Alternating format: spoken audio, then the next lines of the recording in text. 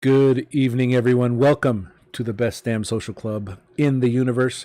It's the 42 Social Club. I am your host, Jedi ASU. Thank you, everyone, for joining this third hour. And it's going to be a good run on this Wednesday. Appreciate everyone that has already been part of it. You can see the replays on the 42 Social Club YouTube channel. But I am grateful for you spending some of your time with us tonight. And Ralph Amsden, we're going to be doing a good conversation, just have some fun with it, but also making sure that you are getting the good information that Ralph can bring. So as always, make sure you get yourself a drink, get comfortable, and let's get social. You're already on. I'm sure you're tweeting right now, Ralph, and I appreciate you, so that's okay. What are we drinking? What are you drinking, Rob? Dude, you know what? Because I'm jumping from call to call to call, I have probably a fifth of water in here. So I'm like about down to here, right about down to right down to my sticker. I've been just drinking and drinking and drinking. I didn't want to leave any dead air, so We have had a bathroom break before. are you drinking? Are you going to make us some awesome concoction this time? You know what? I brought something to show you. Okay. And I did since our last time. I did pick up Huckleberry Taffy and coffee for you. Yes. But before I could send it, I got a letter in the mail from you. Yes, you did. 42 Social Club stickers in it. Yes. And those are super cool. I have one up on my bookshelf right now. However, when I opened the card, I want to say it was like a leftover Christmas card or something that you wrote in or something, but the glue that actually glued the design Yes. on the card completely melted. Oh my goodness. And I was like, I'm not sending him taffy and coffee until I know that it's not just going to be like a purple puddle. I'm holding off, but in the meantime, I did get something else for you. This is from Sheridan, Wyoming. It's KO90. Oh my goodness. Polish liquor, and it is terrible. I can't wait. I cannot wait. It's awful. It's like straight gasoline, but there's something endearing about it being from my hometown. And so I'm gonna kick us off. I'm gonna take a drink of this. Oh, that's awesome, man. I'm gonna send it to you. It's KD90. KO90. KO knockout clearly. Them Polish know how to drink though. Yeah, to chase it, we got the local. Oh, very nice. The pumpkin porter. Definitely allergic to beer, and this stuff tastes like garbage.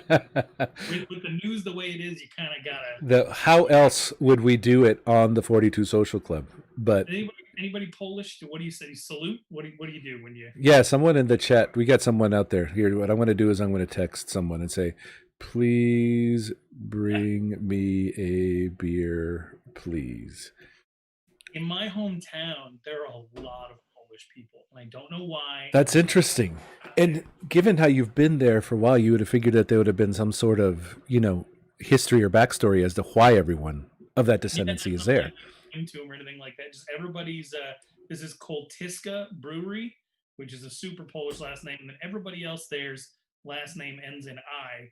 And Italians and Polacks are the only people that have that distinction. There's right. not a lot of Italians in northern Wyoming, but anyway, all right. I can't wait. I'm so sorry that came apart. So it was interesting about that card. My neighbor made that card by hand. She scrapbooks, and based on, and this is kind of what we're going to talk about your hobbies during, and I've dubbed it the non-season, not off-season, not 2020, Pat, the non-season. So, and actually Brad wanted to do something with you during the non-season, but we'll bring that up. But anyway, my neighbor scrapbooks, and she gave those to me. It was actually several of them, and so I actually had to re-glue them before I mailed them out because some of them had dried out. So I'm bummed that they did. I'm bummed that it came. Leave it to that Arizona heat to destroy it. The card was like 1,000 degrees, and getting the back off of one of the stickers was man, but it worked out. I got it up with the rest of my stuff. To you, to your neighbor, and to the 42 Social Club. Yes, thank you. Yeah, Grandma Bonnie. Yes, she's definitely it. So that was a thing. So I heard. use it as decoration. Is it really? Okay. I'm going to drink it. I'm going to drink it solid when it arrives, whenever that. Yeah, because if you mail it, it may just turn into a gas. It may just like, okay, I have to inhale it now. But For sure. It's 90 proof. That's the 90. oh, good gravy. That's the strongest one. I don't even know what Everclear is. So Probably also. all at that. That's crazy that you can actually bottle it, but that's brilliant. So KO 90, because it's like, what was it, the Mad Dog? They had to spoof Mad Dog 20, but then they're like, okay, what's more than 20? 90. Done. Yes. So thank you again. I appreciate it. I know it's been a hell of a week. Listen to the pod. We texted yesterday. Listen to Pac-12 Apostles today. No, it's been a pisser. Actually, that was kind of one of the things I wanted to talk about. You and George haven't gone on a rant on, you did the sit. What was it? The sit bench start. But is there going to be a future story where you're just going to rant on people that out there that's just kind of got us to this point? I'm trying not to, Okay. because a lot of the things that I feel are not fruit of the spirit based. Fair. I'm, a, That I pissed. like. I'm very, very upset. And the things that I think are probably not things that I should be saying out loud. Okay. And I'm already saying stuff like, I don't know if we're supposed to forgive people, but I don't have forgiveness in my heart for people who treated this a certain way. Mm-hmm. I think it's one thing to be skeptical of the government. It's another thing to want answers in earnest and not be someone who just questions authority for the sake of Mm-hmm. questioning authority. Right. However, to actively push against common sense as a means of exercising your liberty is has proven to be a very counterproductive thing. Right. I'm not an "I told you so" person. Um, Not when it's not fun, and this Mm-hmm. isn't. I have been, I've not been in a good place mentally for the last few days, knowing that the season was going to get canceled, and then watching it actually happen. Um, it's been rough because I've got a lot of friends who are looking for work right now who already got laid off because of this. I got friends who are going to get laid off because of this. Right. We just saw Mike Yam get That canned was by the crazy. Yeah. That was uh, a he's that he's was a one of shame. the people that brings that whole place any legitimacy whatsoever. Yes. And the conference that pays $22,000 a day in rent can't afford to keep their talent and take care of their talent. So Exactly. watching people lose jobs, watching understanding that sports is an anesthetic for a lot of people, Mm-hmm. and knowing that that's not going to be there for them. That's rough. I know that there's different views on whether or not it's sports is a good kind of distraction, Right. or ultimately detrimental to focusing on maybe some other Mm-hmm. personal or societal ills. I don't think it has to be one or the other. Right. I think it would be good to have sports right now. And I'm thinking about all my friends that have lost work and that are going to lose work, Right. Yeah. and it's a really hard pill to swallow. And so, to the people out there who did things like post on social media every 5 minutes that the government was trying to trick you Mm. into wearing masks so that they could get you on the path to becoming a sheep who would be willing to give up other amendment based freedoms. Um, to the people who I saw someone the other day who we're both familiar with post on social media, hey, the numbers are finally going down in Arizona, so get back out there. Mm. Um, Right. I remember the that. reason the numbers are going down is because people finally started mandating some type of solution Right. to the problems that are being created. And for the people out there that are saying that this is about the election, or for the former NFL quarterbacks who would send me DMs at 5 in the morning saying, I just went out without a mask and trained a bunch of kids. Does that make you sad?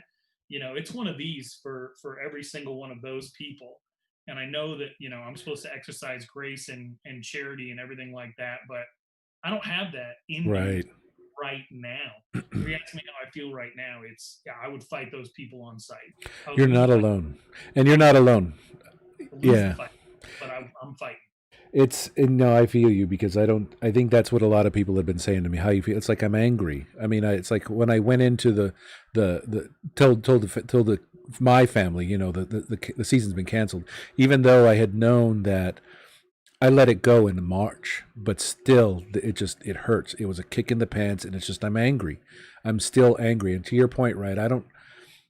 I almost did go on I think I had an 8 tweet tirade of just a bunch of FUs, like what you did, but I'm not very forgiving right now, which is not my faith.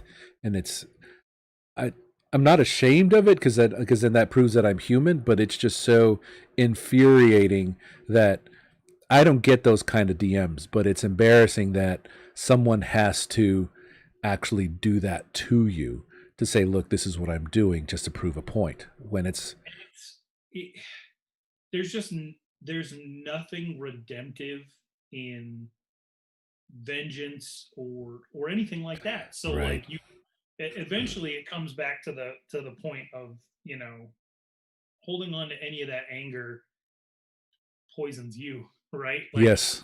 Like drinking poison and hoping it gets the other person. Right. And unfortunately, like they got themselves, they got all of us. Right. And so I think that, you know, while forgiveness is going to be a long time coming, you don't have to forget. You don't have to Yeah. give quarter or legitimacy or a platform to people who actively pushed against common sense solutions that would make sure that we're able to enjoy privileges that mean more than privilege for some of these kids Right.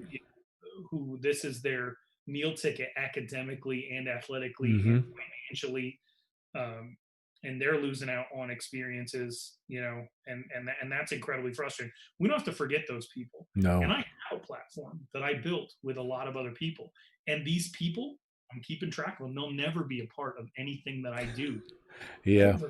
They will Absolutely. never, ever, ever stand on a stage that I built Mm-hmm. and given a voice for anything. And I have no reason to hide how I feel Oh, of course. about these people. And unfortunately for them, I don't have a boss. Nobody's going to fire me Yeah. for Exactly.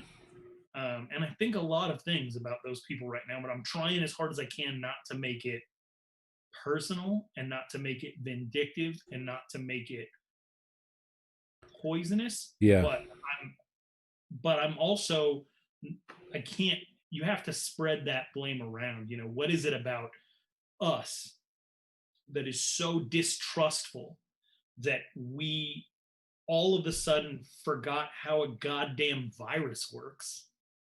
Like, we haven't known since we were all little children that you wash your hands, you don't Right. go around people who are sick. Like, we didn't learn about Jonas Salk and laud him as a hero for Right. shocking the profits of a vaccine for polio and changing the world and saving lives and saving legs. Mm-hmm. But we didn't learn all this stuff in school. Like, all of a sudden we just forgot it because we're slightly inconvenienced. What the hell is wrong with us? And I mean, I claim people. I do. So whether it's me as a Christian, when Christians are Mm-hmm. acting out, like, I'll internalize that. I don't say that's them over there. That's us. We're all Right. we're all on the same Yes. team. When it's people who represent the state of Arizona, I take that Mm-hmm. as part of something that I'm ultimately responsible for and going to feel the effects of. When it's fathers, that's a really big deal in my Yes. life. Members of the football media, as far as my dad's side of the family, when it's, Native American affairs, like, I internalize all of these things and say, like, okay, I'm part of this. I might not have been part of the problem that we're talking about right now, Right. but it affects me and it affects everybody I know. So we have to be solution oriented. And the whole only thing that I can think about right now is how do we get to the point where we were so distrustful of each other that we forgot common sense and intentionally neglected common sense to our own detriment in such a ridiculously grandiose way. And in spite of what it's like, it's I'm going to not be thinking of my neighbor in spite of you. I'm going to spite you because of it, and I'm going to go against it all. So no, it's definitely very that selfish mentality that I don't. And again, the more and more I read about the past pandemic, it's almost as it's we've always had it, and it's always as there's some groups out there that just are able to make a big enough stink, but it's not until it get until the shit literally hits the fan and it gets so bad, whether it's affected those selfish people directly, or it comes from on high, from federal, whatever else it is, to say, okay, this is what you have to do. It always feels like there's going to be always some sort of small group that's going to be counterculture in that way and continue to push that envelope until they can't. You said two words that were kind of triggering for me: stink and shit. And those two words, and the reason that they stand out for me is you four kids, right? 3, yeah. Three kids. I have four kids. Yep. When they were real little, you knew that something was up in the diaper when you smelled it, right? Yes. But they have the diaper on, so hopefully, in non catastrophic cases, they didn't shit all over their clothes. Yes. So, like, the idea to me that we would all of a sudden in 2020 America craft the argument that masks don't help when, like, most people, most adults have been around children. Mm-hmm. Like, they know how a diaper works, right? Like, it's meant to block certain things. Not everything is going to get blocked. It's Right. not going to not offend your sensibilities, but that's built in so that we know when to Exactly. change. But ultimately, like, they don't shit through the diaper all over you. No. It's meant to be like a self-contained thing. Just the idea that you could take a cloth, hold it up, take a spray bottle and spray it, and the spray is going to hit that cloth. Like, if the disease is contained in droplets of your spittle and that is being blocked by a cloth, you have less of an opportunity to get somebody else ill. It's logic. It's not anything that we haven't encountered a million times. Right. But there's that, like, Upton Sinclair quote of, it's very hard to get people to understand something when their salary depends on them not understanding it. Mm. Right? So you had a conversation with Hode and Brad about the other conferences who haven't followed the Big Ten and the Pac-12's lead. Right. It's very hard to get somebody to understand something when their salary depends on them not understanding it. And I think that's a situation that we're in. If you admit that these things work, then you have to give things up. It has a detriment to you, and people aren't willing to live sacrificially. So they'll turn around and they'll make it about liberty. They'll make it about freedom. They'll make it about comfort. When the truth is, like, they just don't want to pay a personal cost. And I will tell you that it's been different. I talk to a lot of parents of athletes, and then I talk to a lot of people who are fans of athletics but don't actually have any skin in the game. Okay. The things that they worry about are very different. Interesting. Right? Like, most people who are just consumers are worried about their ability to consume. Yes. They're treating the football season the same way we treated toilet paper. Okay. I need to get mine. Yep. Right. If you have skin in the game, you're not thinking in terms of numbers and statistics. You're thinking in terms of humanity. Yes. So, for me personally, my skin in the game is I know these kids. Yes. Kids referring to high school players and college football players. And I do not want to see them suffer. Absolutely. It's bad enough for me when I have a personal relationship with somebody who tears an ACL or gets a concussion, the sleep that I lose over those things. Yeah. It's a dangerous game. I get that risk is inherent. Um, but the thought of somebody not being able to breathe because we put our own desire to be entertained Mm-hmm. and comfort above their welfare, like fuck that. I'm not doing that. No, exactly. And so, and my other skin in the game is my daughter got a virus Mm-hmm. which caused her heart to enlarge and stop beating. It was a She, virus. yeah. I It mean, as was. far as Okay. we know, it will never be fully known what Okay. happened to her. But she did test positive for rhinovirus, which is a cold. She's 13 days old. Yeah. That's going to be rough on a kid, Mm-hmm. and it caused this stupid heart inflammation that the Yep. big players are supposedly suffering from, Yes. which caused her heart to stop beating. She had a heart attack. I She went remember. into respiratory rest. She quit breathing. She was dead. They had to bring her back to life. We lived in a hospital with her, and I look at her every single day, still being here, a changed person. Because Oh, how can you do absolutely. that and not be changed? So she is my skin in the game. These kids are my skin in the game, Yep. and I'm not operating from a place of fear. I'm certainly not afraid for my own life. I shouldn't even be here. I'm lucky to have gotten as much time as I Right. did on this earth. And I'm not necessarily scared for some of these athletes who statistically are more likely to beat it, even if there are long-term effects. Right. But they got parents, and not a lot of these coaches are in great shape, and they put in terrible hours. And that there are a lot of factors right now where I think that if you're considering the humanity and the risk involved, you have a different perspective than if you're just looking at the overall odds and the overall statistics of it, which I always thought was an incredibly callous way to do things. I see people tweeting that at players all the time of like, you have more likelihood of dying in a car accident, Right. doing having long-term effects, negative effects of COVID, Mm-hmm. which, by the way, we don't know and we don't have all the data on because we haven't had the kids together in a school setting since Absolutely. early March. And even though some of these athletes have been around each other and have continued their social lives relatively unimpeded, we have not put them in a group setting where we know that the concentration of the virus actually has an exponential effect Yes.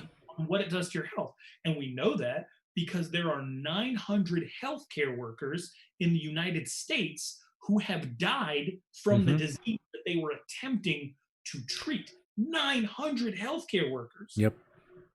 And those aren't, you can talk about like 160,000 plus Americans, and then someone will say, well, how many of those numbers are fudged? The hospital funding depends on them counting It's less. It's less than It's less than a tenth of a percentage, which infuriates me. I don't care about the number.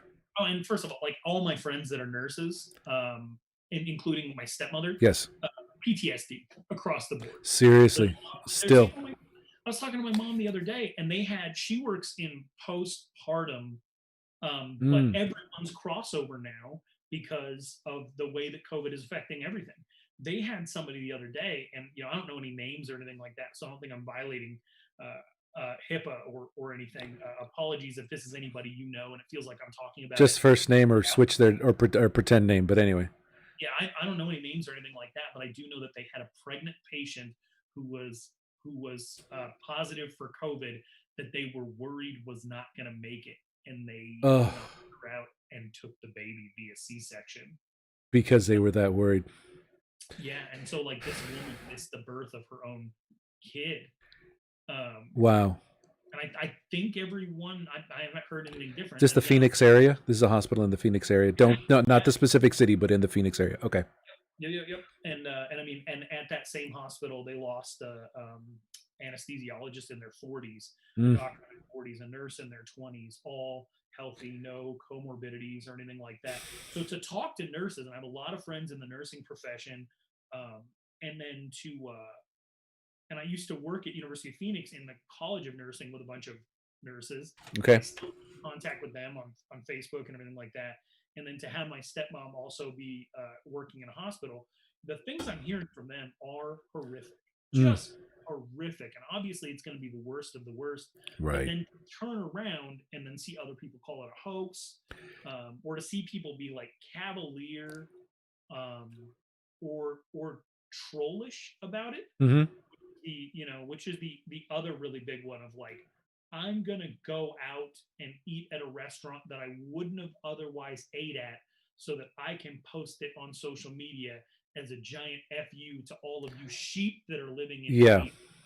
Like, eat a bag of Richards. Like, That's just it's incredible. Again, it's almost as if it almost seems that it's just been magnified by social media, but it's just incredible. We've always had to deal with assholes, regardless of the age and the era. It's just unfortunately now with social media, they just have such a bigger voice into this huge echo chamber that it just becomes an annoyance. Even though it may not necessarily be the standard, it can still catch the wind of people that are of like mind, which yeah. sucks. So yeah, Just know, and I'll let us get away from the anger of it, but no, please. Because I mean, I needed to talk about it this way too, because I'm just so, like you said, all the points you're making are there, and it's infuriating to the point where, you know, I actually, and I tweet this out, and there is a sarcastic tone to it, but whenever I see something about overtime hockey or home run or even basketball, I'm like, I am so very happy you get to watch the sport you love, because I don't. I don't get to. And I've done everything that I was supposed to. I made sure I was distancing. I made sure I'm wearing a mask. Made sure everything I was supposed to do for my fellow American to make sure that they were getting taken care of. And now the same courtesy was not extended. So, and they will never. And that's the thing, is it doesn't matter, because they will never, the people that are ultimately responsible for prolonging a pandemic and putting more people at risk will never admit any responsibility of for course not. it.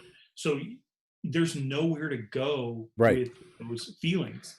And like, that I can't go to church and talk to anybody about it. Like, I can't get with my small group or my pastor and be like, hey, I'm detrimentally angry, and it's affecting my health and the way that I sleep. They don't let And you do confession at your church? no, I'm not. I was raised in that kind of church, but I'm not now. And Okay. so I don't. I have friends I can text and everything like that, but Right. just that weekly reminder of like, hey, you need to humble yourself. You need to look around you, because church for me, especially within the circumstance of like an organized church setting, organized religion, is about coming together, um, the same way that like an alcoholic would treat an AA meeting, or Okay. somebody who Yes. struggles with narcotics addiction would treat in any meeting. Right. Like, the whole reason that we're there is to admit that we're not good enough to be elsewhere. Right. And we have to spend our Sunday mornings, um, refreshing our mindset on realizing that there's something far greater, far bigger than us, Right. far outside of our own understanding, and that the greatest commandment from that entity was to look around you and love your neighbor, Yep. despite your um, your personal failings. Yes. You have to wear your personal failings, and despite them, find a way to love your, like, that's what it is for me. Mm-hmm. I've not had that in 6 months, Mm. and not that that like helps keep me a good person or keep me in check, Right. or anything like that, but it does make it a lot easier for me to be reminded of my own issues, so that I'm not so consumed by the issues of others.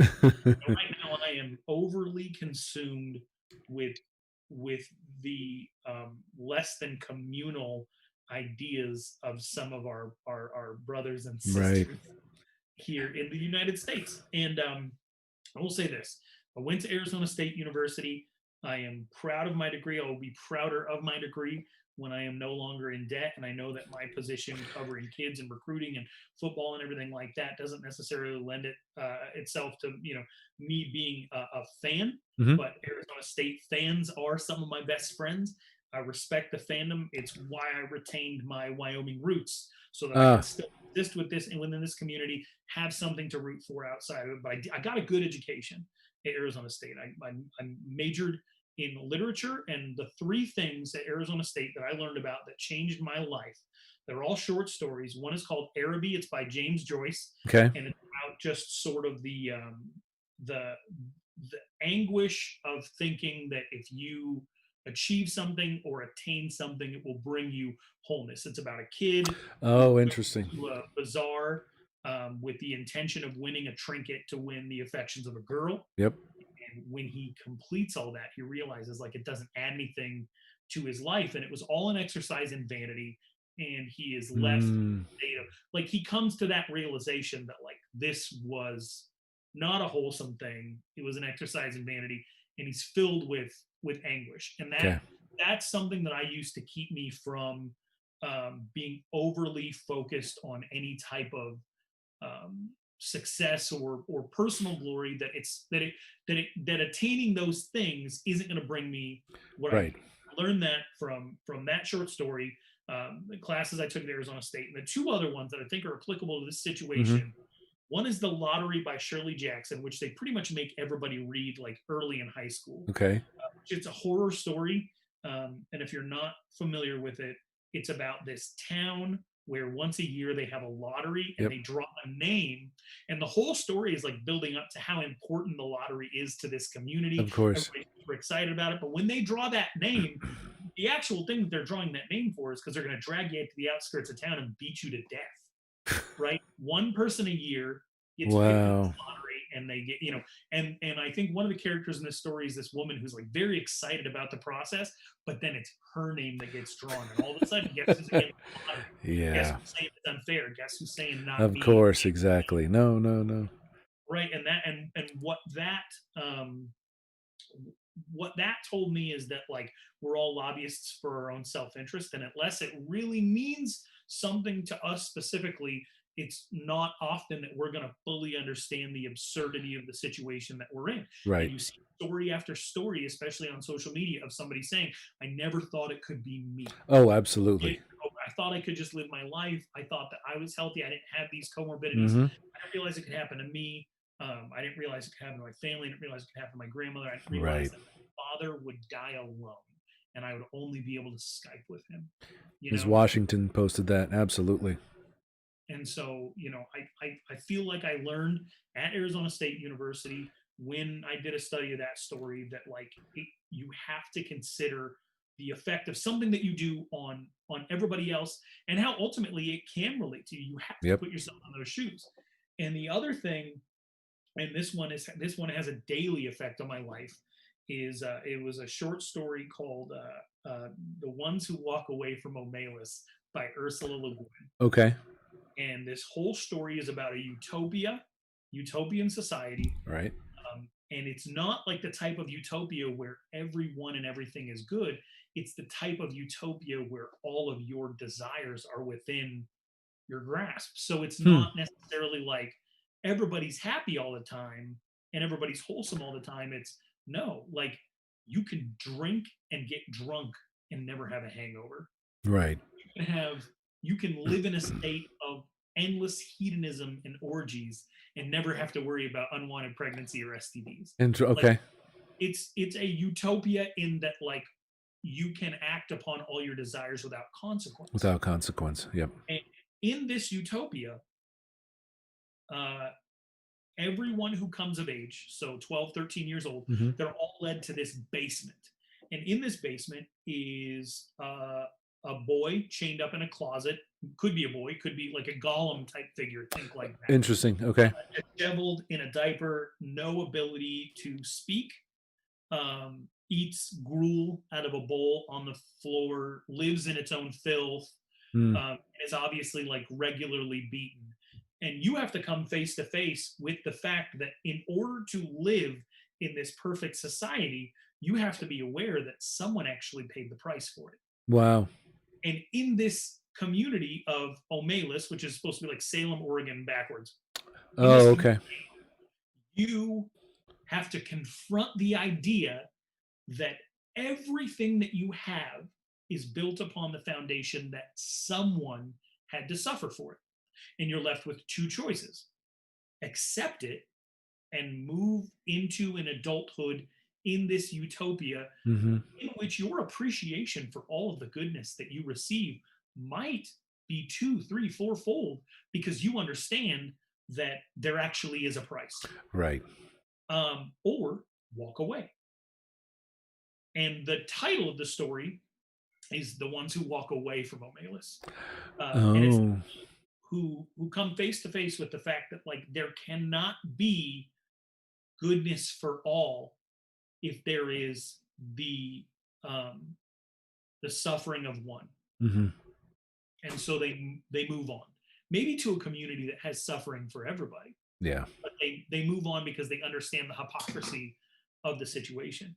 And I think about that story every single day anyway. Mm. But time and moments that we're living in, that you and I are in now, Rob, I think about the fact that like we made these sacrifices with the understanding Yes. that we walked away from our lives because we didn't want people to unnecessarily suffer. And I'm not trying to say like we're the heroes of this story, but it's going to be people like us who make sure there's a tomorrow to freaking rebuild. Oh, absolutely. And that's just the way it is. So you can't get discouraged.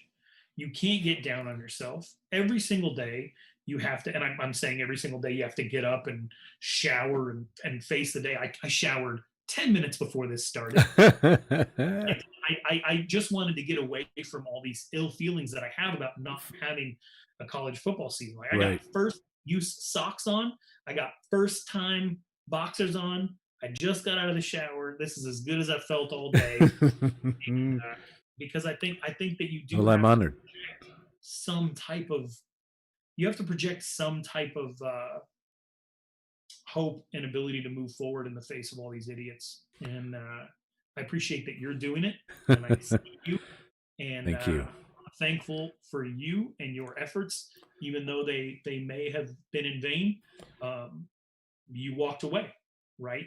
You walked away from everything Right. that you could be doing, and you did it for the goodness of others. And I appreciate you for that, Rob. Well, I appreciate you because you've always been very vocal, a hell of a lot more vocal than I am, and a lot more eloquently about it. And I think that's why I love to engage you and hear your thoughts, but also retweet your thoughts because they're, especially those 3 short stories. Again, please make sure you tweet them out to me so we can share them. But they're just so powerful analogies and stories that are so relevant, and just the way we can think about them daily, because that's really, I think, what many of us are doing, but just being able to put it into perspective that, hey, this is proven to what other people are doing. When I don't know how long ago those were written, but I'm sure it's been a story that has affected humans, for as long as we've been around. Look, we're making the sacrifice, and now we want to make sure that there's going to be at least some sort of recognition or result, positive result that we wanted because we made this sacrifice. And it's just now we have to wait another full 11 months, honestly, for it to happen. Hopefully there is stuff in January. I don't know. It doesn't look like it, given, everyone was saying community spread had to be down. Not necessarily, a vaccine, but at least, start eliminating, the community spread. So at least we have a chance to be able to go ahead and track and test and everything else. So we don't have to worry about some rando or, hundreds of randos bringing this virus in and making us even more worse off, because I think that's constantly what we're seeing right now. And no one is everyone is personally inconvenienced and they're not willing to do it. And that's just that's the most infuriating part that I have such trouble letting go. So I just can't.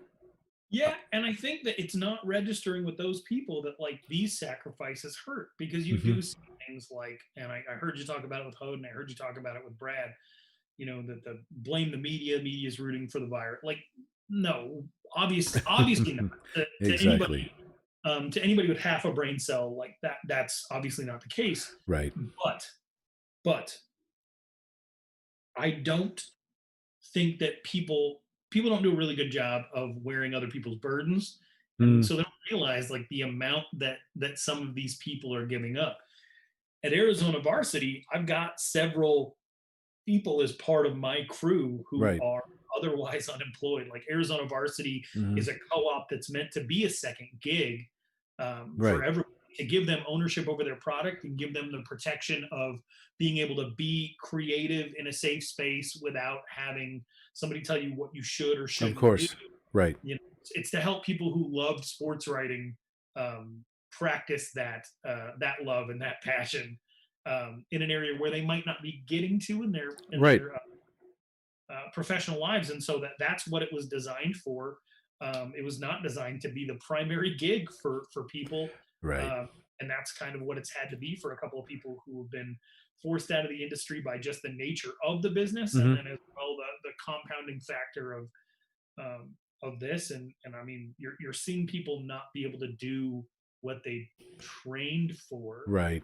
and you're seeing them out of work. You're seeing them question themselves, and you're seeing a Man. lot of people struggle. And I don't think that the people, surprise, surprise, the people who struggle to see humanity in others are not seeing the humanity in some of these sports writers. They just see party poopers. That's all Yeah. they see.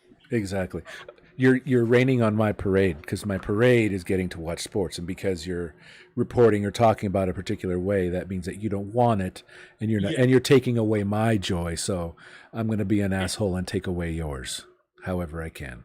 right. And that the weirdest thing about it is the just inability to register. Like they're like, yeah, granted, you'll lose your job, but I suspect the election's more important to you than even your job. So you're willing to make that sacrifice. The number of leaps that you have to make, like PS, it doesn't matter whether or not there's sports. Like polls have the president down by more than any president has ever been down, like at Coming this in, point, right? right, That's inevitable. That was going to happen regardless of whether there was football or right. whether there was a pandemic. And I'm not trying to get political, but that's just like that's facts of the matter. And you could say, oh Hmm. well, last time he lost by 3 million votes, Yeah. and it came down to an electoral situation that gave him the presidency. Like that's not going to happen again. And if it Mm. happens again, then I'll do any number of things to metaphorically or literally eat my hat that people want to do. But I think that most people are smart enough to look at those numbers, realize that's happening, realize that sports media doesn't have any effect on that outcome Oh, whatsoever. As absolutely. left as some of them definitely are, Hmm. but just because your interest is sports, like sports isn't real life, Twitter's not real life, Facebook's not real life. Real life is real life. Right. Get out there, talk to people who are different than you, and realize probably gonna have a new president for the next 4 years. Hmm. There's gonna be stuff to grumble about. There's gonna be stuff that some people are hyper partisan and happy about. But ultimately, like whether or not there was a season, the effects that a disease has on people, it's not political. It's not No, selective. Like uh not to go all football coach, but like for please. this virus, the best ability is availability. If you make yourself available to this virus, there's a good chance that it's either going to use you as a carrier or kick your ass. Yeah, And absolutely. it doesn't care if there's a R or a D or an I or you're a full blown communist. Like it doesn't matter Nope. at all to this virus. There's nothing political about it. And that's something that I feel like most sensible people screamed over and over and over and over again. Hmm. There's nothing political about this. There's nothing political about this. And then you have something like two major conferences cancel college football while three don't. Yeah. It becomes really hard not to say, like, oh, well, these people have the same information and they're coming to drastically different conclusions. Yes. Perhaps for some, this is political, and Yes. that level of just partisan nonsense is I think is a big reason why we're in the situation that we're in right now. Absolutely. I Why think I we tweeted that out too. So there was Yeah, some of these nincompoops thought it was the political dance of the decade. Let's go ahead and see who we can leverage and make it. And it's just like, no, you're compounding it by having this instead of being unified. And yeah. it's just I don't make my stepmom's life easier asking her questions, but sometimes I just need to hear them out loud. And I feel like you're kind of the same in this of like, all right, I just need to hear someone break this down for me. yes, I need to Like because my stepmother tells me this story about this woman, and hmm I'm like, yeah, but would you have done it on November 5th if Biden won? And she's like, what the hell are you talking about? She was hypoxic. She wasn't even aware of what was going around. She's like, what would that have to do with politics? I was like, oh, I know it doesn't. I just need someone to say it out loud Yeah. because I have a bunch of people trying to tell me that the man that you saw in the ER whose calves were swollen and looked like elephant legs or like the feet from Big Trouble in Little China when Yes. that guy just explodes, like that his legs were that freakishly large because he was trying to get Biden in office. Yeah. Or, the anesthesiologist that you don't see in the hospital anymore, whose wife, who also works at the hospital, couldn't grieve him because this happened in March and she had to go in isolation for 14 days Mm. with nothing and no one, just to think about her husband that she was never going to see again. You tell me that that was not going to happen if if uh, if Yeah. Biden's in office and the virus is going to let up. The virus wants you to vote blue. Come on. So Exactly. none of this stuff makes any sense. It's incredibly frustrating, and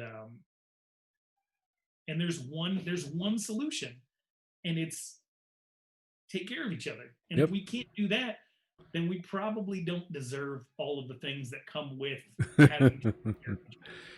Exactly. No, I think it's just because if you're not, and again, I think it was someone, and I read it, it's just like Americans aren't willing to make the sacrifice to get what normal is.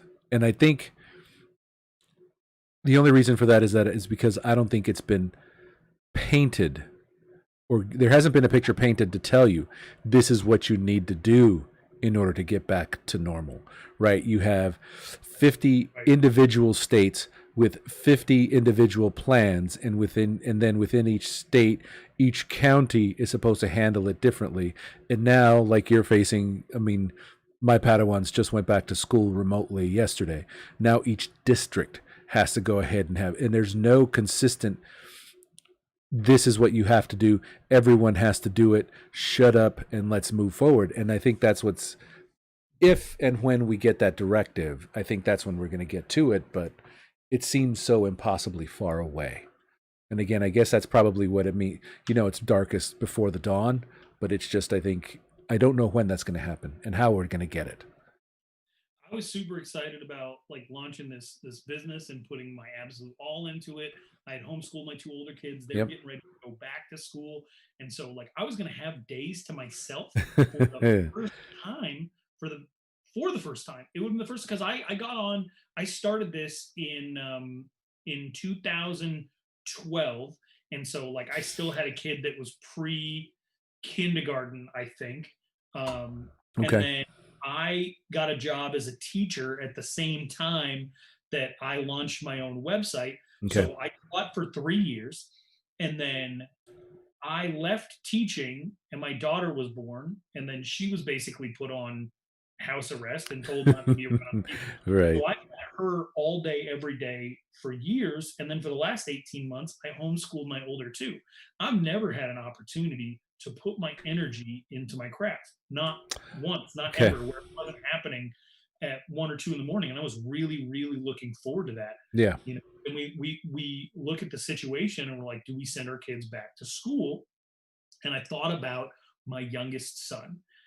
My youngest son is super stubborn. He's got a brilliant, methodical mind, but he's an incredibly stubborn person, and he loves routine. And he Okay. doesn't really like a whole lot of people, but the people that he does like, he latches on them. Oh, okay. One of those people is his kindergarten teacher.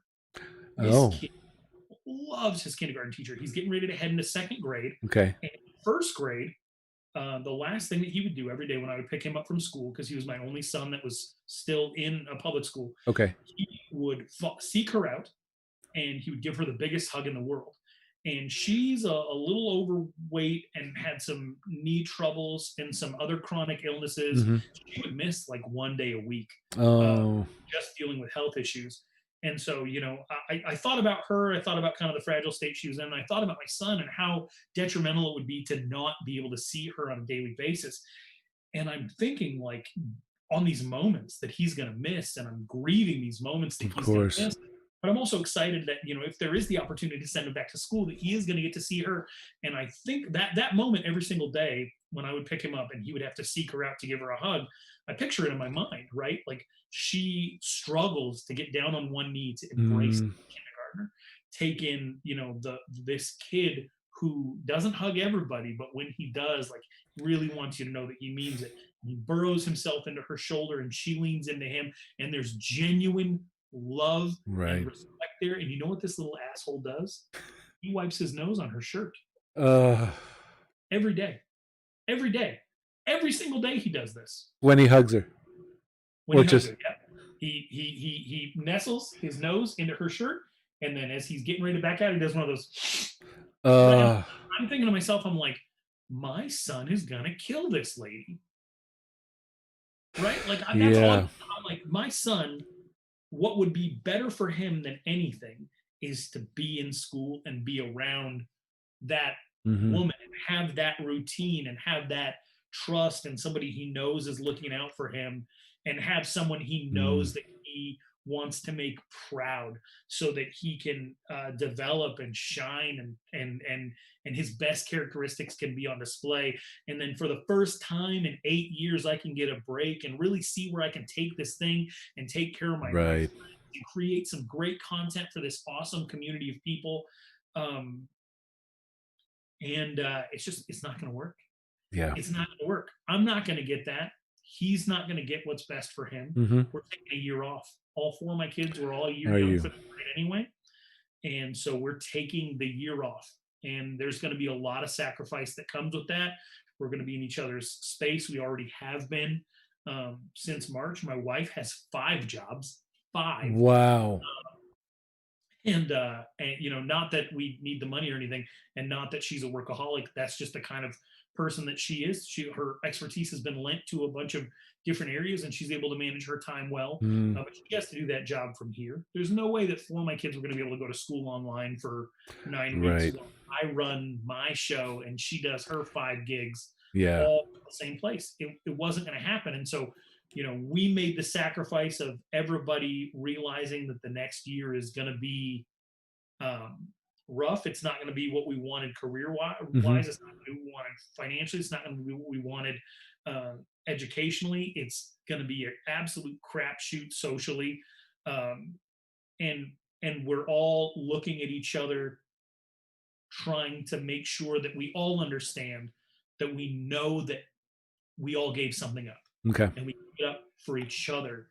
And in the moments that we're most frustrated and we're most absolutely just sick of each other's presence, um, that we realize that sickness comes from the privilege of having been able to wake up this morning and Mm, make that sacrifice, right? man. Life Yeah. is a gift, and you have to be grateful Every for, day. for what it is you're given, and it's an adjustment mindset, right? You have to come into it brand new. Absolutely. It's an active process, and I just don't think that people. I think people need to be more open about the sacrifices that they're making, um, in order to make this happen. Because I think my personal philosophy, and it might feel like I've got a bunch of mantras in philosophy, but none is more important to me than this.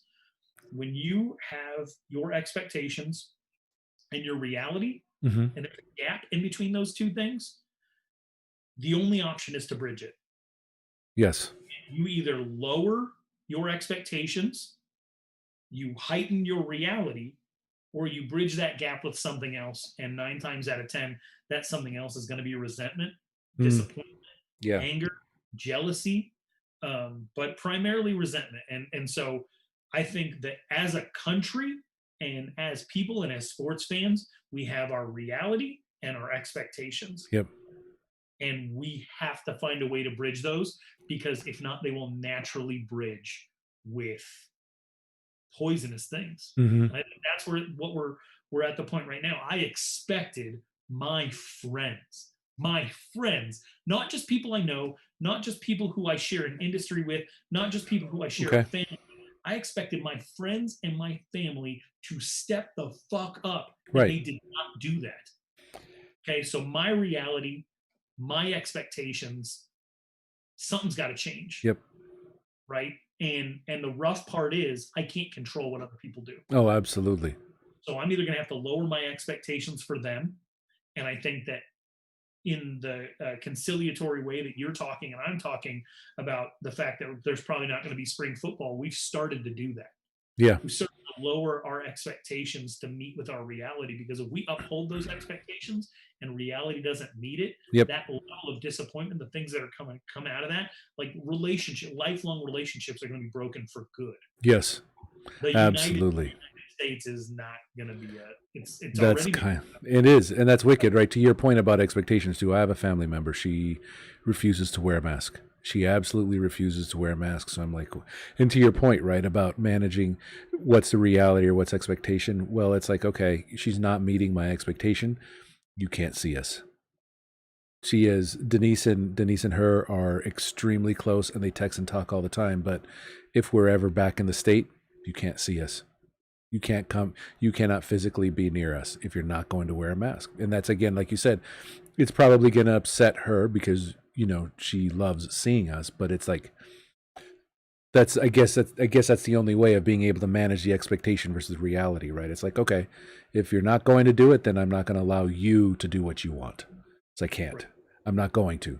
And I think like that's very, very curious to the way you're putting it. Everyone talks about this cold civil war, right? But then again, with everyone being so far apart as to how we need to come together, you know, I almost see it as previous periods in history, right, where we actually kind of been able to. I'm hoping we'll be able to get to without a whole crap ton of violence, more than we are already encountering. But it's a frightening position to be in. I think it's just a matter of going through it, and I guess it's just this happens to be our era or whatever it is that we have to go through in order to make sure it's better for our kids, which is always a concern for me, as I'm sure it is for you as well. Leave something better for them so that they're able to do better for the next generation after that. And they're already missing things that Yes. we counted as formative Mm-hmm. experiences. No sports seasons, no proms, no graduation ceremonies in the traditional manner, senior trips, Yep. moving into the dorm for the first time, back to school Yep. shopping, all of those things completely lost. And for what? So you could go to Applebee's twice a week, you dick. You had to have that drink. Exactly. You absolutely had to go out and be whatever it was. I mean, and that's the only thing too, is like I don't under is it really just about bars, right? Is it, because I mean, I'm just trying to figure out what are some of those other indulgences people say, "Oh, you can't take that away from me." Because I understand the gyms, although I'm hoping they figure out a way to be able to do gyms, because there is one here. It's called Row House. I don't know if you guys have that in Arizona yet, but it's row machines and you exercise for an hour. They don't have classes indoors anymore. Everything's in the parking lot. They're all six, and they're able to hold classes like that outside. So it is technically a gym. So I'm not exactly sure if you guys are there at that point yet, but I mean, it's just I wish that we from the get-go, as a society, prepared for the worst, because the hope for the best has never gone away. Like, we've got that down. Like the Arizona high school season is supposed to kick off in in late September, and yes, the entire plan of trying to make this successful. Do you know what it is? no, huh? Hope it works. We hope it works, right? The same thing with in 5 days, all of Queen Creek School District is going back in person. Yes, I read that. Do you know what their plan is? We hope it works. We hope it works. That's right. Like, that's the plan. Hope. So like we've got that part down. We've always had that part down. Yeah, that and that it feels nice, right? You go into every single day, like 10 years of absolute despair as a Suns fan, and every day I turn on a game, I'm like, like I know the ineptitude that runs through the heart of this franchise Right. into all of its extremities that has poisoned it for 10 years. But I hope they win. Like, so the hope part's not hard for us, but it's definitely the preparation thing Yeah. that we're struggling with. And I really, really wish for a million reasons that we could go back in time. But one of the biggest things for me was that we're not going to get anywhere, especially with any future thing that we encounter, without making prevention central to everything that we're Hmm. talking about. So, like, um, as somebody who is a lifelong uh, uh, insomniac, I guess would be the best, and not like the cute kind. Right. Like it is an enormous burden on my life at all times, and not in the way that you'd think. Like I don't have a problem going to sleep. I have a problem getting to the place where I would then go to sleep. Okay. Gotcha. Going Yes, we to talked about this. Yes, I remember. so, um, you know, I can tell you from my own experiences that like nothing in the world has improved my life like an added emphasis on rest. I know a million different people, yourself included, who found a way to live a healthier lifestyle and can tout the million benefits that came from said lifestyle and replaying in your mind the path in which you took to get Yes. to the point where you realized, like, I got to come back from here. I got to start marching the other direction. Um, the fact that we didn't go out of our way to say, like, oh, we got to get healthy because it's very obvious that this thing attacks comorbidities, and some of those are controllable, not all of them, but Right. some. That drives me nuts. Like, gyms, we should be mentioning gyms every 5 seconds because we as a society found a way to use some of our printing of money and stimulus to take all of the people that have been displaced in that energy in that industry and use their energy and expertise to put it to work, to fund Yes. putting them to work, to getting people healthier. Yes. Dietitians, personal trainers, people who just work in gyms who could help talk to you about technique and sanitation in your own home because the sale of at-home gym equipment has Hmm. skyrocketed, beyond anywhere it's ever been It's before. impossible to find a bike. I mean, It, even that. it's impossible to find a 5 pound free weight at Walmart. I ordered a jump rope in March, unrelated to anything else that was going on. Okay. Late May is when it arrived. I ordered a jump Jeez. rope on Amazon, like a cheap Chinese-made jump rope on Amazon in March, probably 2 days after everything went Hmm. crazy, and again, unrelated to everything else that was going on. And it got here 2.5 months later. Wow. So the fact that we did not, as a society, find ways to repurpose a lot of the things that we were doing to say, like, hey, like, this is probably going to be a 6 month thing. How do we plan for it to be a 6 month thing instead of just hoping every single day that it's going to be different? Instead of, Governor Ducey saying, like, hey, we saw a couple of good days of trend line. So we're going to phased reopening, but not enforce the phased part of it, and then watch everybody get super sick, and then shirk our second opportunity Yeah. to talk about preventative care, to then wait 2 months before kicking it down to mayors to mandate the use of masks and spending $3 million on a commercial with a floating hot dog in it instead of spending some money on some of these businesses that you've kept shuttered that we could have repurposed to do some community good. My heart breaks for everybody out there that's got a small business. Oh, absolutely. I mean, I am like the child of somebody who ran a small business, like who is completely dependent upon the availability of the economy Right. to them. Like I understand the entrepreneurial spirit. I understand what it takes to start, and like I've been running my own thing. I've been working in conjunction with code with other people, but I've been Right. running my own thing forever, and it's very, very hard. No sports is going to be hugely, Oh, you know, exactly. I don't really perform a public good outside of entertainment, so there's no reason to repurpose any funds for somebody like me. Though I do appreciate when the government does hand out money to help meet some bills. But there are people out there who have skills that could have really been put to use, Still and they don't. can. It was completely dependent upon private enterprise, which is the cool thing about America. We got a lot of ingenuity and innovation. Shout out to Right. Ace. But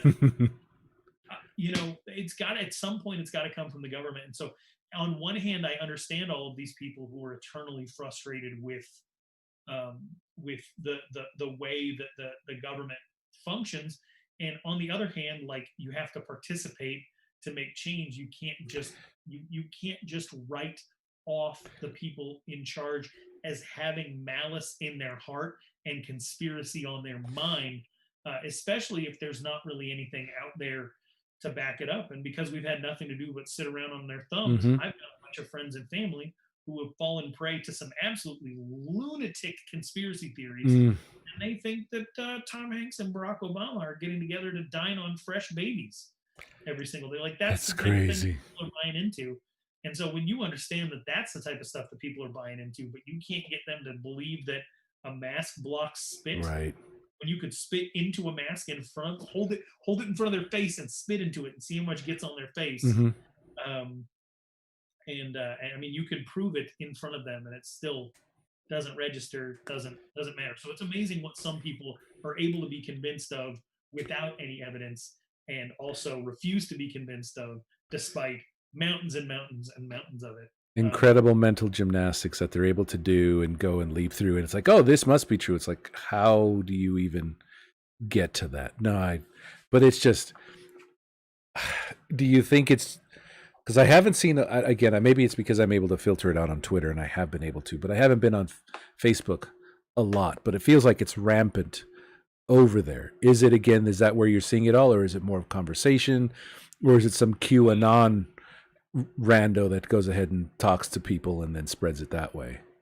Well, I mean, I got, high school friends, college friends, who got super into it. An old nanny of ours who was actually a well-known personality in Arizona because of what she went on to do and become, Okay. is like leading the pack on it, and has made it her her life's mission to tell you that, Ellen drinks baby juice or whatever else is going on, out there. That there's this international cabal of child predators who run the banks and run media and run Hollywood and run America's government, and it can only be disassembled by Donald Trump, who has managed to say whatever is on his mind for his entire life, yet never mentions this one specific thing, that he's this secret agent.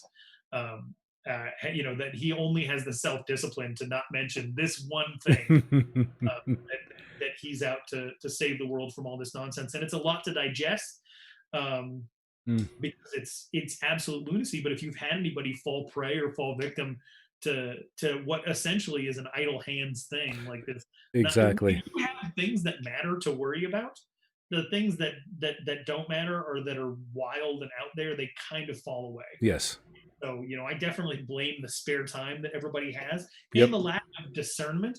And on Facebook, it's rough because 9 times out of 10, those are people you know. So Yeah. I almost never get upset on Twitter even when I'm engaging somebody and it seems conflict oriented. Mm-hmm. I'm usually pretty amused because 9 times out of 10, I do not know the person or have a personal relationship with them. On Facebook, 100% of the time, if somebody says something Wow. that's absolutely outlandish, it's going to hit me like a ton of bricks because I've got a history of experiences with this person that put my expectations here, Yeah. and they've put my reality here. Yep. And so we either have a conversation to bridge that gap, or one of us gets blocked, and it's usually me. So I've seen a lot of people fall into believing absolute nonsense, and yet still having the energy to not believe in things that are very grounded in reality. And I don't know what to do about that. Yeah, And it's that's the difficult frustrating and one. it's sad, and it now has affected the sports world. We saw Manny Wilkins putting stuff like that out there. He's been putting About, some random stuff out for a while now.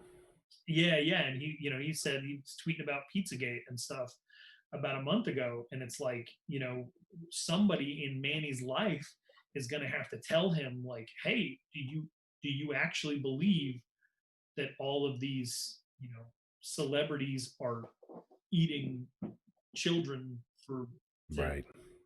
to be more youthful, um, or did you click on a couple of YouTube videos and not have anybody to tell you in the moment that doesn't make sense? Because you and I are of the generation where we probably believed some pretty weird stuff about 9/11 in the 1 or 2 years afterward, Right. especially in the early days of people being able to put videos out on the internet. The problem was we couldn't permanently make our temporary departure from reality known by plastering it on social media. Right. It was just like you read it and then you left and moved on. Right. You're in the computer lab, you saw it and then moved on, and it wasn't attached to you on your device or Yeah, everywhere else. you had a conversation with 3 or 4 people that you respected, and at one point, one of them called you a dumbass, and you dropped it, right? But in Exactly. this, you can go into an 18-hour wormhole of watching these crazy YouTube videos, and then you can think a couple of things make sense, and then you can meet a couple of people who think that way, and you can feel welcomed into that community when you're not part of any other community right now because all communities are shut down. Now, all of a sudden, you have that. Acceptance, then you have answers to seemingly unanswerable um, things, and then you feel like you're doing something good by being part of it and the part of the movement that's like save the children and all that stuff. Right. So and then all of a sudden, you get a little desperate because people aren't taking you seriously, so you retreat further into it. Then all your conversations become about that, and it's just like I feel bad for people today because they're not going to be afforded the same grace Right. as the children of the 70s who maybe accidentally spent a week with the Manson family once, or you live out in a place where people flocked to buy into absolute nonsense, and then Absolutely. some of them grew out of it. I think that Again, someone came along and said you're being a dumbass, and then they woke up. But that's the other thing to your point, right? Is like they're able to. I think when they meet someone face to face that has the same idea or belief around a conspiracy theory, I think that's when it becomes reality for them, in the sense that I have now met someone apart from my computer, apart from videos, apart from everyone in real life, and now it's become a legit theory. Now it's become fact in a way, and I think that's where that's coming from. think about the way that people just go into sports fandom, right? Like I I used to collect baseball cards. I spent like my entire childhood grounded, so I had nothing to do but read the backs of the baseball cards. Right. Didn't know anything about the sport, but I did understand batting average, and I knew Tony Gwynn had the best one. So Okay. without ever seeing him play, Tony Gwynn becomes my favorite player, right? And I do everything I can to get more Tony Gwynn cards and to see if I can ever catch a game of theirs on television. I watch Sports Center twice every morning just in case I miss a highlight. And I'm all of a sudden like my entire life is becoming about sports. And when the Diamondbacks started in 1998, Hmm. I became a Diamondbacks fan. You know why? Because I never met any other Padres fans to help cement Oh, into not just Tony Gwynn fandom, yes. but rooting for that team because I could have ended up a lifelong Padres fan. I was Yep. literally obsessed with Tony Gwynn. Therefore, had the peripheral knowledge of everybody else on that team. Right? Right. Never once met really any other baseball fan because I didn't know any people who were super into baseball. Okay. Never met a Padres fan, so Hmm. it never locked in for me that the second Exactly.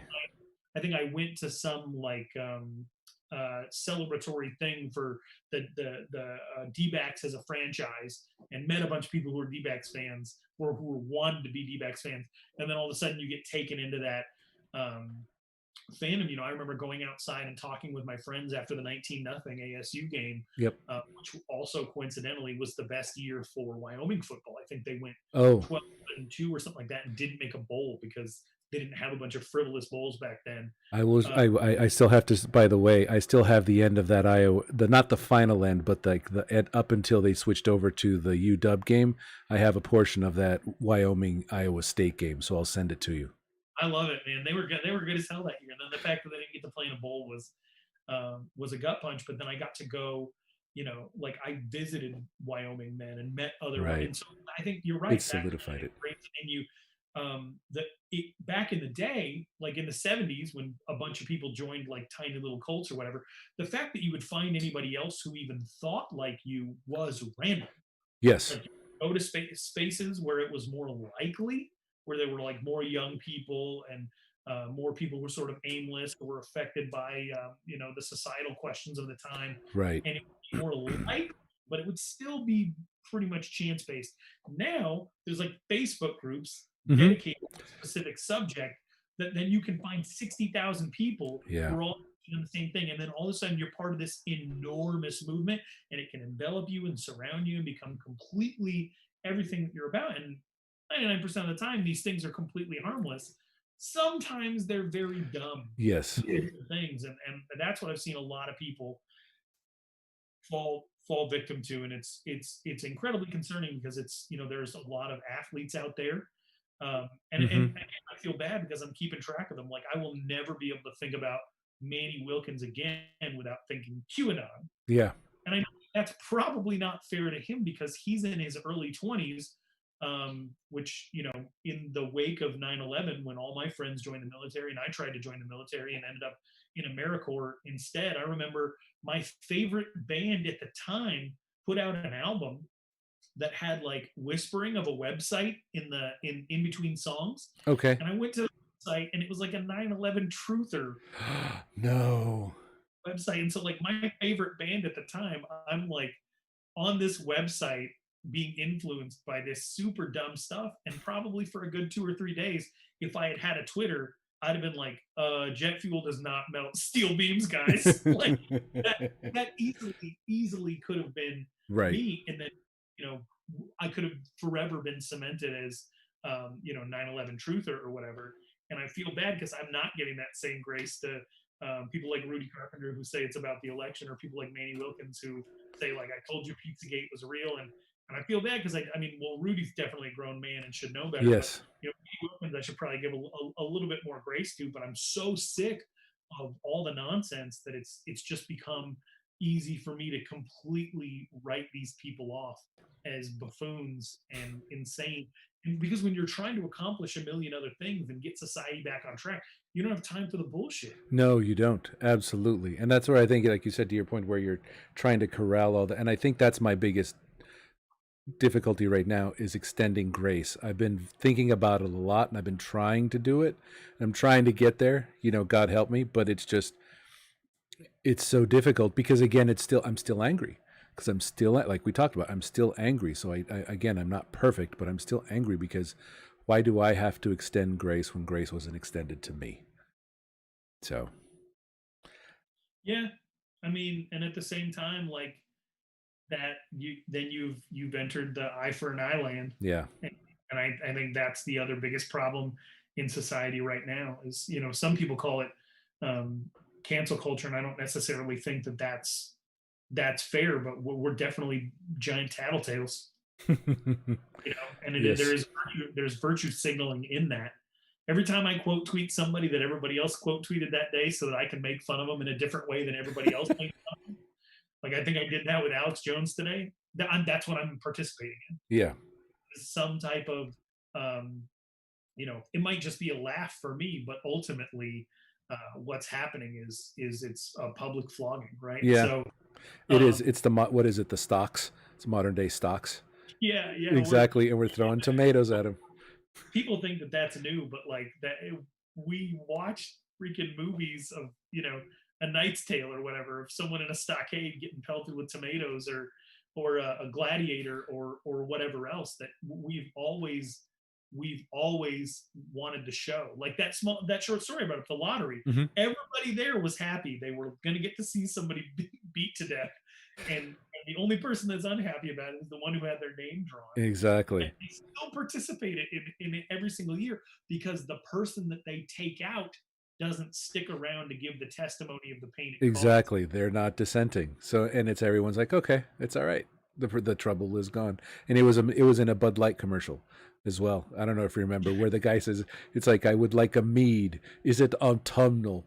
They kick him out and they put him in the stocks. So that's exactly what it still is. Now it just happens to be a hell of a lot easier, and you get to do it a hell of a lot more anonymously. Because I guess I can only imagine back if you were in the stocks, you had to have some balls to actually go up to someone and throw a tomato or whatever it was, or ridicule them while they're in the stocks. Because I think that's a lost art because we can do it kind of semi anonymously on Twitter. But if you did that, and as soon as they got out of the stocks, if you pissed them off, they were going to come and find you and have their have some words or punch you in the face, right? So you had to be sure that if you're mocking someone that's in the stocks, what is it? A lot of kids nowadays don't live without the knowledge that you're gonna if you say something, you're not going to get punched in the face, right? And back in the day, that's it. Right. Now you can go ahead and mouth off and not worry about it. But And see, that's still where I'm coming from. Like that's still the way that I was raised. I definitely have like a lifetime 3-9 record in fist fights, but at the same time, like if I said something to somebody or they said something to me, you had to make sure that you were willing to back that up. yeah, And I don't necessarily think like that's a better way to live, but I think that understanding consequences is hmm, certainly a better. I think if people understood consequences, we wouldn't be in the situation that we're in um, absolutely, with COVID, and so um, and I do get that, I get called that all the time of like um, if I say something to somebody, and most recently this is another Rudy Carpenter joint, but they call you internet tough guy, yeah. you know. And I think he had said to me, he's like, I'll drive out to your house. You're not going to do anything, And I'm like, well, the issue's on your end. So if you want to be my end, you can go ahead, and I'll let you do that for your ego if you need to get it done. But like, it's not a conflict on my end. So if you have something you need to do, Right. but I welcome it. I've been in this situation. Like that's a situation that I grew up in. Like if somebody had to take their aggression out in that way to make them feel better, like and they had a couple of friends to grab you and hold you down, then that's a Right. beating to take, and that's not the most healthy thing in the entire world. But you definitely made sure that you were careful in the way that you talked to Oh, people and absolutely. understood people, and so I'm still that way. Anything that I say on the internet is something I'd be more than happy to say in person. I can't help but be direct, and I think it comes from just understanding that like our time here is fleeting. We're not here for long. Tell the truth, or someone's going to tell it for you. Yep. That's what I tell the Padawans too, because both Padawan 2 and 3 are heavy on Reddit, and then Padawan 1's doing a lot of TikTok, and I'm like, you know what? This is going to be around forever. So make sure when you put something out there, you put something out there that your body can cache. Because if you're mouthing off, and then someone finds it 5, 10, 20 decades later, and you're not going to stand by it, you have to think about. I didn't have to think about much what I had to say when I was their age, but now they have to, just because again in the environment that they're in.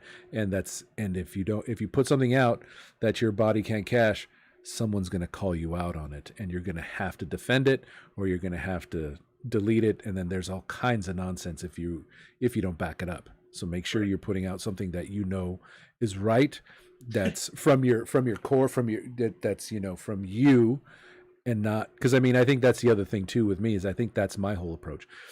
I don't put anything out there that I'm not going to back up or not stand by. I'm not just going to throw shit out there. If it is Yeah. to be silly, then absolutely. But if I'm trying to be serious about a topic, I'm not going to put something out there that I'm going to contradict and back off on and talk my way out of it. I'm like, no, it has to be out there. You have to put it out there that way. Otherwise, you just become noise. Well, I'm already noise as it is, but anyway. Yeah. And then you have people like me who, if I get a spare 5 minutes, I run a combination of 80 Twitter search functions to find out everything you said on any given topic, just to bring it back out to cause a little bit of commotion on the timeline. Like you will have people looking for ways to keep you off balance. I never do it in a way where I feel like this is gonna. To me, if you're a public person, like if you put yourself out there, Yes. there's two sides to this. If you put yourself out there and you were essentially like within the economy of takes, right? Okay. People who exist within the economy of opinions and takes.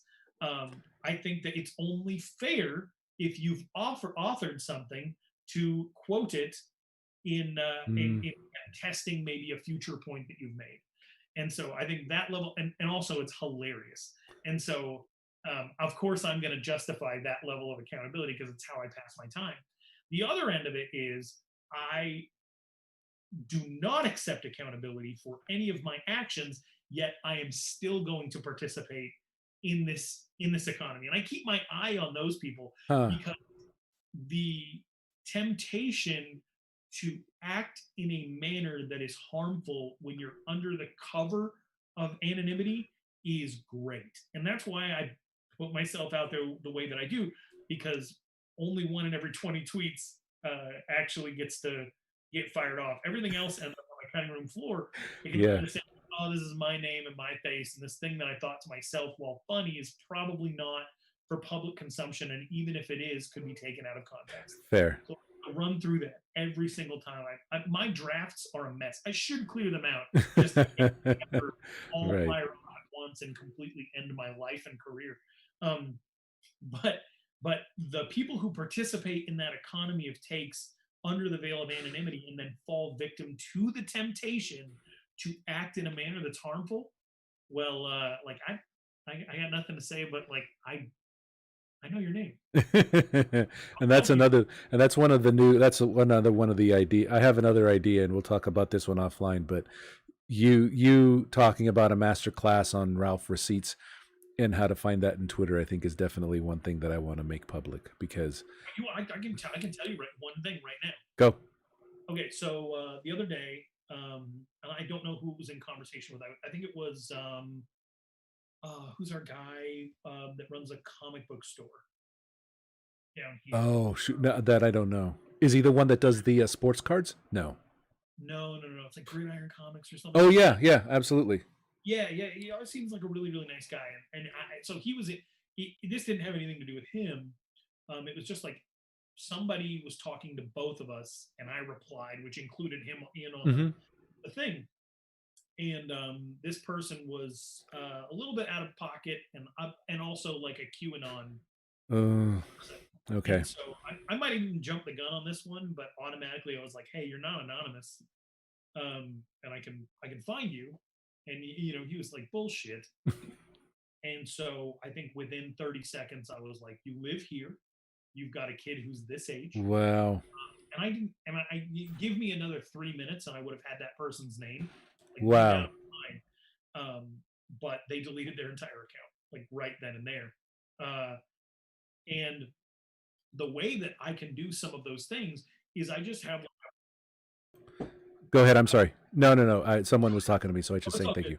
Go ahead. I have like a preset, like in my notes app, Mm-hmm. a preset script of terms. Okay. Because most people, even if they're anonymous, they either follow people who are relevant to them personally. Okay. Is how I outed the principal of Mountain Point High School 2 different times Wow. because he was running anonymous accounts where he was talking trash to other parents and other schools. But he followed his son, who was a minor league baseball player. And And so it that was was the pretty tell. easy to use. That And was the both tell. times he ended up deleting his account, and it was a big source of embarrassment. But like, I don't understand why put yourself at risk like that. Why would you bother? Exactly. Again, Yeah, he's writing checks his mouth can't cash. yeah. So I have this preset script, and one of the ways that I find people, besides like going into their follows and their likes and who follows them, is so like search their handle with my wife or my city or my car. Okay. Like anything followed by my of where like they slipped up one time to give a personal detail away to somebody 3 years ago in a conversation. Oh, got it. And so when you run a search of like 15 of those things and you do it immediately, then you'll notice a pattern of like you can't always depend on somebody to give personal details away, but if they've done it more than once, then I lock that in my mind of like, oh, that's solid. Okay, like so twice they mentioned a Shelby Mustang, they definitely Okay. wouldn't bring up more than once unless they've gone far out of their way to create a persona. And in one of those times, they brought up a repair shop, and their location isn't in their bio. But if I Google that repair shop, Of course. I can then find out like where it is, and if it's unique to that town, Yep. or maybe like a set of 3 towns, then you can say, okay, well, what are some of the other major things that are Mm-hmm. in major businesses that are in this town, but that also might be independent businesses. Then you add them to your search log, and then you fly through those searches, Wow. and then you can find like, oh, this person drives this car, uses this repair shop, and also eats at this restaurant. And the only place where you can triangulate those things are in this specific city. Well, he also says that he participates in some like softball league or Hmm. whatever, and like some of them keep online stats. And you have to understand, like, Yeah. I'm not even anywhere near as technically literate as you are, but in your life is data. And to me, like those chunks, the same things that would go into being able to scaffold and craft and build a good story to Yep. write or anecdote to entertain people, those details that you need are the same things that I look for when it comes to somebody who is anonymous online. And more often than not, they all present something that gives them, They rat oh, themselves out. there was that Forts Up Devil account who Yeah. had like tweeted me a million times. All his tweets are political, but he always told me not to be political, and I always thought it was like the weirdest thing. And I remember he tweeted my wife, Mm. and I was like, okay, I got irrationally angry. Yep. And I remember going to a movie, which P.S. I miss movies so much. You've shared that. Yes. So much. That was like my way to recharge. Is once every 3 weeks I'd go hit a 10:30 movie out here in Maricopa at the Auction Casino. They Yep. got like serve you the food. You can sit up top and nobody's up there, and just just re-energize. Watch something that someone else created. Um, and that used to be sports for me, would be a relax, but now everything you filter it through like, what's the best tweet I can make about this thing? How could this factor into a podcast or a story that I'm working, like, Right. everything's fun, but with a movie I don't have to do any of that. So I'd go and I'd watch a movie, and I remember when he tweeted my wife, I remember going to the movie theater, but I don't remember the movie because I spent the entire time at the theater trying Figuring to him out. figure out who this person was, and ended up uh, his very first ever tweet. I had to scroll back through years. Wow. Very first ever tweet was to Rudy Carpenter. And he said, I have a son who's a quarterback. I would love for you to train him sometime. That was the only personal detail that I could find Mm-hmm. in any tweets. But there were also a bunch of accounts that he followed that were of like a specific junior high. Okay. And so I had to, or Pop Warner or something like that, where I had to assume the area in which his kid would have gone to high school. So I went through the different high school rosters and searched them against the people that he had like liked tweets of or following. I ended up finding out he was the dad of the quarterback at ALA Queen Creek. Wow. And it took me 3 hours, which is the That's second a ton. I've ever spent digging on anybody. This is because he tweeted my wife. Of course. So I told my wife, I was like, this is the dad of the quarterback at ALA Queen Creek. And she went on Twitter and tagged their coach. And their coach called me that morning and I didn't answer. And he blocked me on everything. But I was like, I found you. And he was like, well, I was never trying to hide. But then he blocked me on all this stuff. Of course. Like, you literally never know. And I think that was the first like time when because I saw that dude in an ASU practice like 2 days later. And so that was the first time where it was like, oh, this is somebody who's like touchable, like within, of course, some random internet weirdo who just wants anonymity and carte blanche to be able to be abusive. Wow. People like this is actually somebody who could who was within my circle of influence. And then that has also happened since then, probably like 20-30 times. And so it is something that I kind of get a kick out of, but at the same time wish wasn't necessary. I wish people felt comfortable enough to put their names on the things that they put out there. And obviously I'm not talking about like Jedi ASU. Obviously you have you're pretty out there, Rob. Little bit. But at the same time, I think that adds some accountability. on Oh, your end. absolutely, it does. Especially 'cause since now that I'm showing my face, I'm doing something like this, then it's absolutely more of, okay, now if I show my face anywhere, someone will, and I fully expect it to. I fully expect someone to come at me based on a lot of the COVID-19 stuff I've been going or anything else like that. I just don't happen to be in Arizona for that yet. But I fully expect one of these days that I'm back at a game and we're hanging out and maybe walking to Slices and all of a sudden some random person comes up all pissed off talking to me about what I tweeted at him for whatever reason. So I think being where I'm at relative to being not being in Arizona, there's a layer of anonymity, but it's still not treating it as anonymity.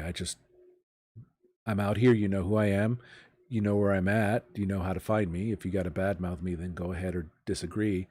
If someone's just laying low and waiting to take their punch, then that's a whole different issue.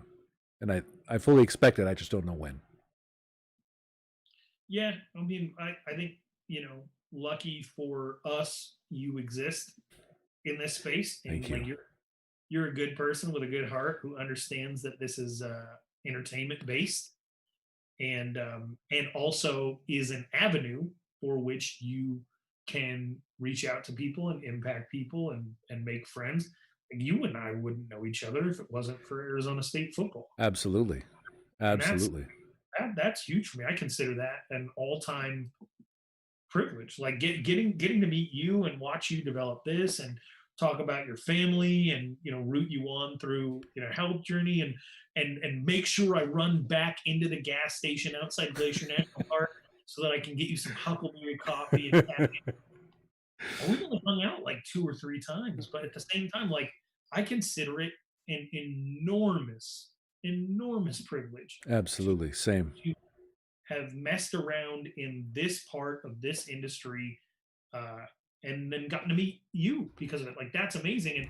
And not having a season this year is going to cost me the relationship possibly with the next Rob, and that Right.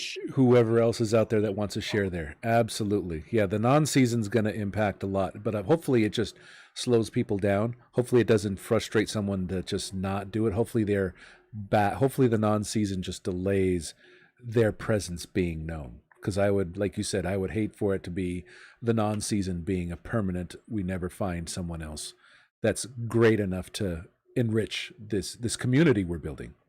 and I hope that's why I hope you keep this up and you continue to have people on to just give some testimonials, man. You should have people on to tell their Sun Devil story, like, um That's the goal, my man. 13 stories. But, like, you know, continue that and build that community and camaraderie, and give you access to um, more people, just through through meeting different people and having them tell their story, and people you might not have known jumping on to watch what you do, and maybe they stick around for the next one.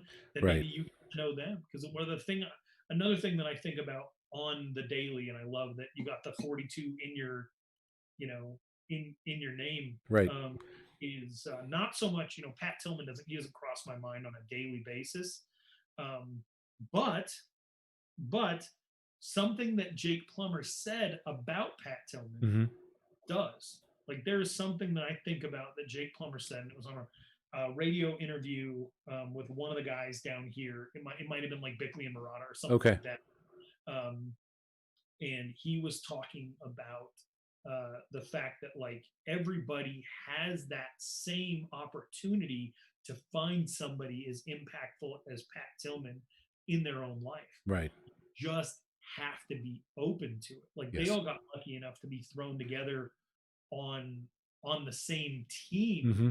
But if you're open to it, maybe it's the person. I think I remember him saying maybe it's the person who bags your groceries. Yeah. But, like, you have to be open to it, because Pat wasn't a one-off.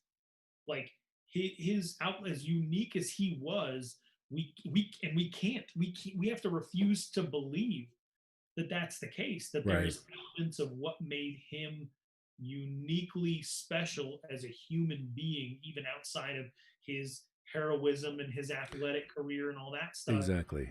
What made him uniquely impactful as a human being was not something that he had a monopoly on. It's something that exists in everyone for the right particular person who might share your interests or your station in Yep. life or your sorrows or your joys, and so like that's another thing I'm really frustrated about missing the season, because I don't get to see anyone I don't know. I don't get to get out in the Mm, community without this in my life. And you never know when somebody is going to be that for you, right. right?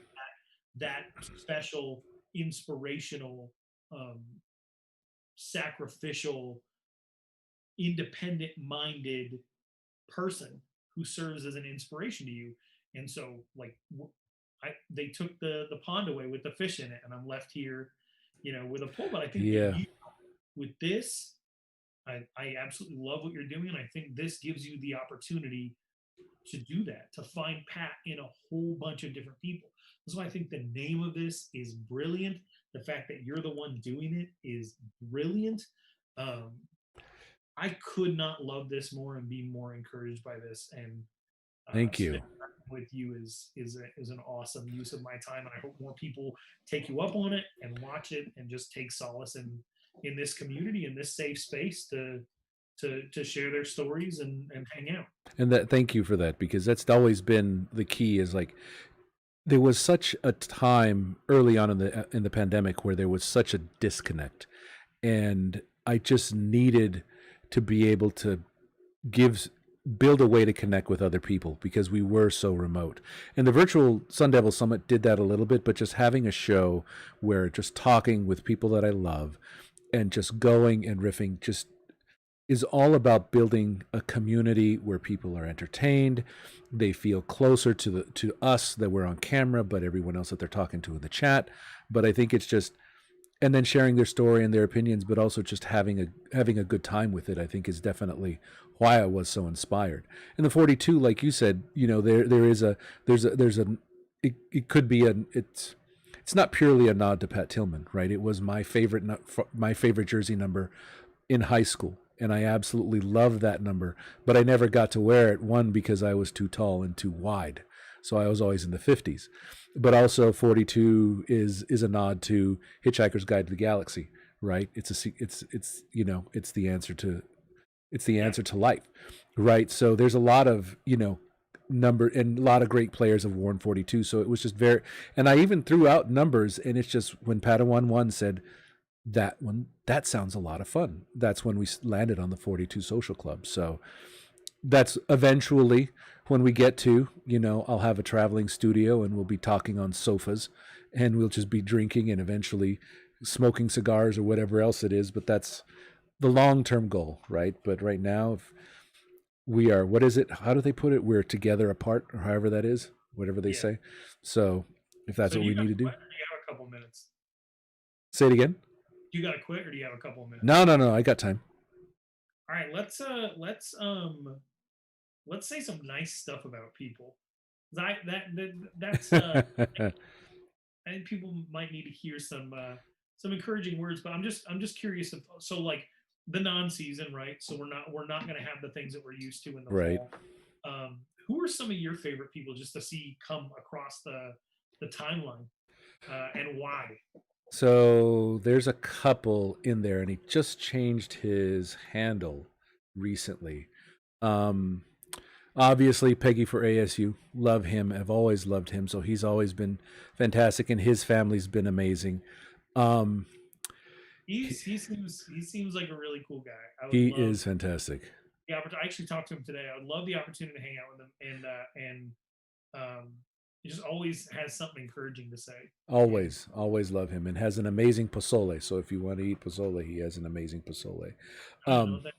it's a Mexican soup, so it has pork and beans and hominy, and it just can be super spicy or it can be not. So that's Yeah. always the other thing.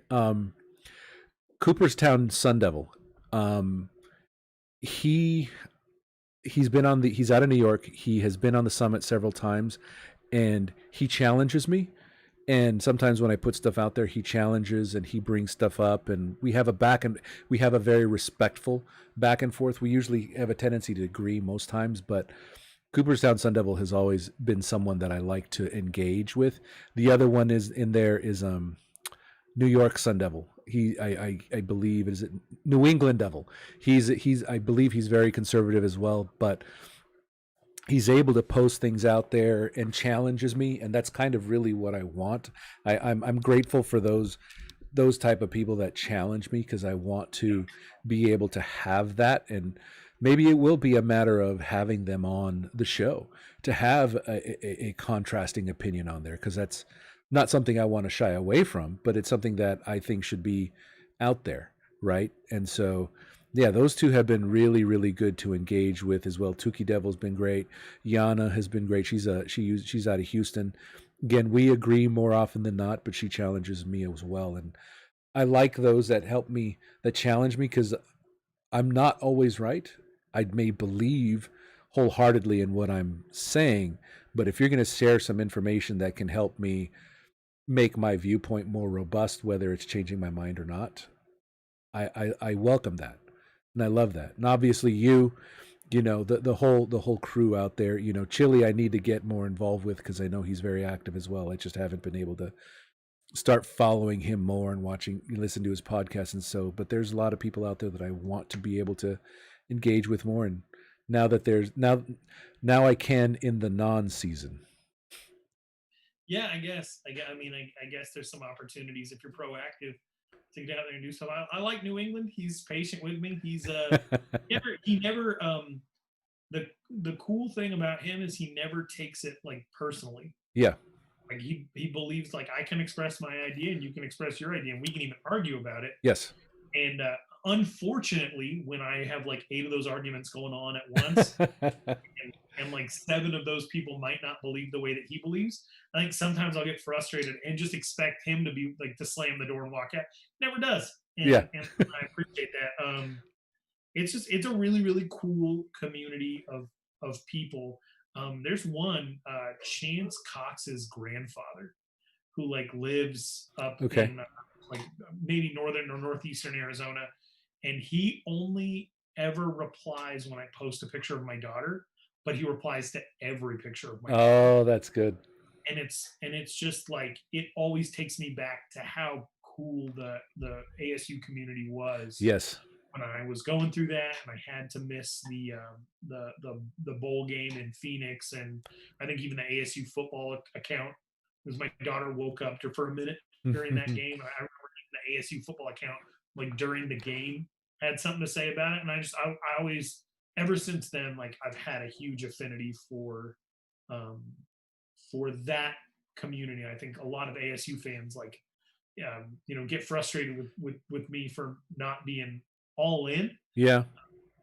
But at the same time, it's you know it's a weird situation. I have to talk about the things that are going on in a like I heard this, so here's me telling you what I heard manner, and if it's not favorable, then I think that you know Right. people a certain way. But it is what it is. And Exactly.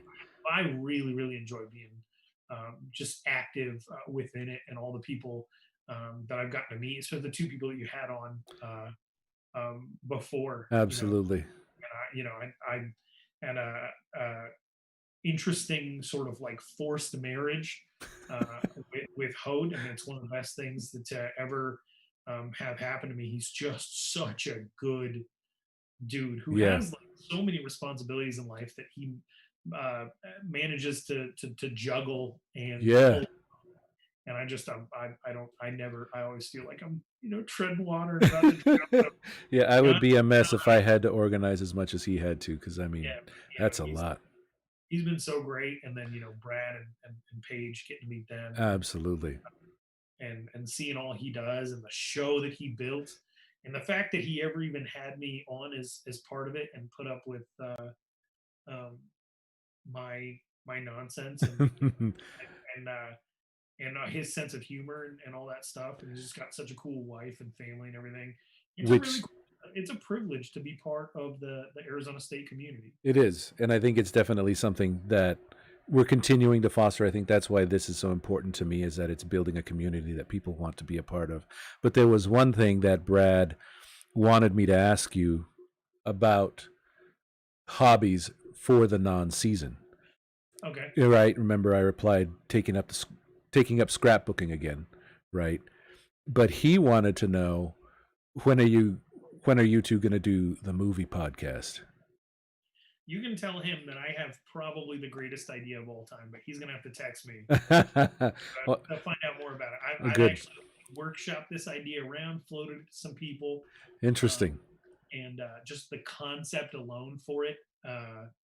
If he's willing to jump on and help me uh, host and develop it and move it forward, it's a really kick ass idea. I've had a lot of That's good. ideas. Some of them have been serviceable. I would put this at the top of the heap as far as cool ideas. He's got to call me. He's got to All reach right. out to me. Well, I told him I can't wait for you two to start the drive-in. So that's going to be good to see what your idea was. So that was the one thing. But no, like I said, that's kind of like yesterday. Just one last one. When this took a dump, it was a technical issue. My computer restarted, and I just so desperately wanted to be one of those first people to talk about the Pac-12 decision, and I was just when my computer took a dump, I texted Ho, just go ahead and sign off. And I went for a ride because I was so embarrassed from the technical difficulty, right? And just letting everyone down. But it was just, and again, back to bringing this all around, it just feels that that high standard is what I feel this great community deserves because we are so tight knit. We do it, we do have our back and forths and our differences, but it's just you want to bring your best for the community, and if you can, then why not? And so that's really what got to me. But it was today was good. It was a good 4 hours. Did good solid 4 hours on Wednesday. So I was Joe Rogan. that's the goal with the $100 million Spotify deal, and I will not move to Texas. I will actually no. I will pay all those piece of shit taxes to California. Are you ready for the Exodus? Are you ready to drop like what? Because even I mean, shoot, what's 1% of California? 300,000 people. Yeah, I think you're going to drop 1 or 2%. that makes sense. I'm down for that. I mean, it's just being at home. Working from home. I don't have the concept of traffic, so I don't have to deal with that. So that's not a pain in the ass to me. So the only thing and it's again the interesting thing is that even though there is an exodus of Californians out of the state, there's a lot of families from China and India still buying homes in my community. So it's not a matter of, okay, people are leaving. It's just my property value keeps going up, right? Yeah. So I mean, it's just if people leave, which was actually interesting about the exodus. Which reminds me, you were talking. I remember I had something for you. George Reitzer shared that one of his dream jobs was to be like Anthony Bourdain and travel the world and do everything else. And you said that you would be. It's like, do you need a sidekick? And I started thinking, wouldn't the crowds like kind of freak you out? Because like you said, I know lots of bodies you don't like. So if you're traveling to all these places, I would be in the middle of an anxiety attack all the time. Like I mean, I you can ask my wife about just being anywhere new. Like even if I'm in Phoenix, I'm not in Phoenix very often. Like this, just not knowing the streets, okay, not knowing what's a one way, puts me on the edge. Seeing a bunch of people like I'm not in traffic very often because I'm always driving against it. And I live in Maricopa, and yep. getting out here can be a nightmare. And you can get caught in traffic every single day if you're with traffic. But I don't leave the house until everybody's Right. I don't come back till 1, 2 in the morning if I'm out at these games. And so, I never see any traffic. The first thought that I have in my head anytime I hit traffic, whether it's I'm going out to LA to do something, or I'm going through Denver and get caught in that mess, or if I get hooked up in it on the Broadway curve, Okay. Arizona or something like that, my first thought every single time is, who the hell are these people? Where are they going? What are they doing? Got it. Why is any of this happening? And then just this flood of like questions enters my mind, and then just like the feeling of insignificance of like you're just an ant in a hive all marching line, and Okay. like and like all the everything just starts closing in. So I feel like in at least in that way, I was prepared for the existential crisis that happens every 5 minutes in a quarantine life, Right. because I was already putting myself through that nonsense every single day, 400 times a day. And I like to say that part of it's just being from a small town. You've shared that. Yeah. But come on, dude. I grew up in Chandler, Arizona. Like, I might have spent 3 months a year in Wyoming, but I grew up in Chandler. Like, I went to Chandler High. There's 3,000 people there. There's always been people around. I was in the same North Chandler neighborhood forever. I went to a mega church. Like, so it's not like I actually have serious social anxieties. I just can't get out of my own head. Um, Okay. so I would always be on the verge of some type of meltdown. I've only crossed the Mississippi. The first time that I crossed the Mississippi was 2009. I was 24 years old, Okay. um, and it was to go to Pittsburgh, and I could not breathe for the first day that I was there. Everything Really? was new, and there was a lot of people, and the buildings were tall, and there were 400-year-old buildings when I'm in Arizona, and the oldest thing is like a 18-year-old Walgreens. Yeah. So you know, so I would imagine that going any new place would be an absolute nightmare. But I think it'd make for good TV, especially with you say George's name, and I just start laughing. So I know. But I that's what think it'd be is entertaining, but it'd be a nightmare. so did you ever see that? And again, I know I appreciate everyone still watching doesn't did you ever see that one where it's Idiot Abroad? Yes, yeah, Carl Pilkington. Oh, Yeah. I'm obsessed with that dude. He seemed, I don't know why they would put him in those situations. He seems so happy to live his quaint little life with his Yes. brain cells rubbing together and his theories on everything not making sense. I love that they do the fish out of water thing with him. Right. I think it makes for fantastic television, but I'm also just obsessed with the idea that he says yes to any of this because Which is brilliant. I mean, that's what I think makes it such a good show. But I just thought about that. And it's just, again, for you, it would be such a fish out of water, right? Where it's like, okay, what is this? And I think there would be brilliant spots. I think if you watch the Gordon Ramsay show, it kind of picks up trying to what Anthony Bourdain did. There's some spots where he's just in the middle of nowhere, and there's just a handful of people, and I think he would be right at home with that, right? But then it's like the whole journey to get there, I think, would drive you up a wall. It would be until okay, is if I'm on a lake, I'm fishing with two people, there's no one for hundreds of miles, and we can cook the fish on the boat. I think that would be kind of your element. But then we'd all want to watch you on the plane and getting through traffic and the driver freaking out and all that other stuff. But that's the good TV. But anyway, like people like to see people uh, they want to see an idiot suffer. well, I don't know if it'd be an idiot, but I think it just I guess that's the Schadenfreude. Everyone wants to see everyone take joy in someone's failure, unfortunately. Oh, man. Thank you. I love you. I love your family. I can't appreciate you enough. I know I kept you long, but this was good. I needed this. I don't know if you needed it, but I sure as hell did. So thank you.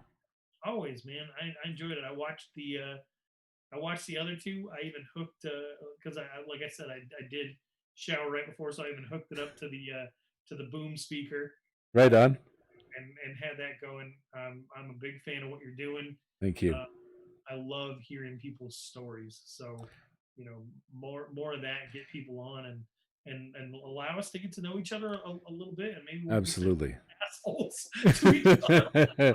Well, tomorrow's going to be interesting because I have actually a guy named Nam from Cal. So I don't know if you follow him.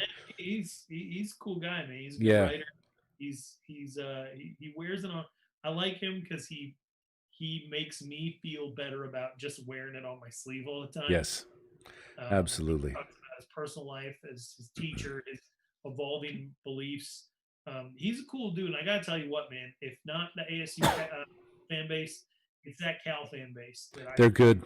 truly identify with. They're good people who are very wide ranging.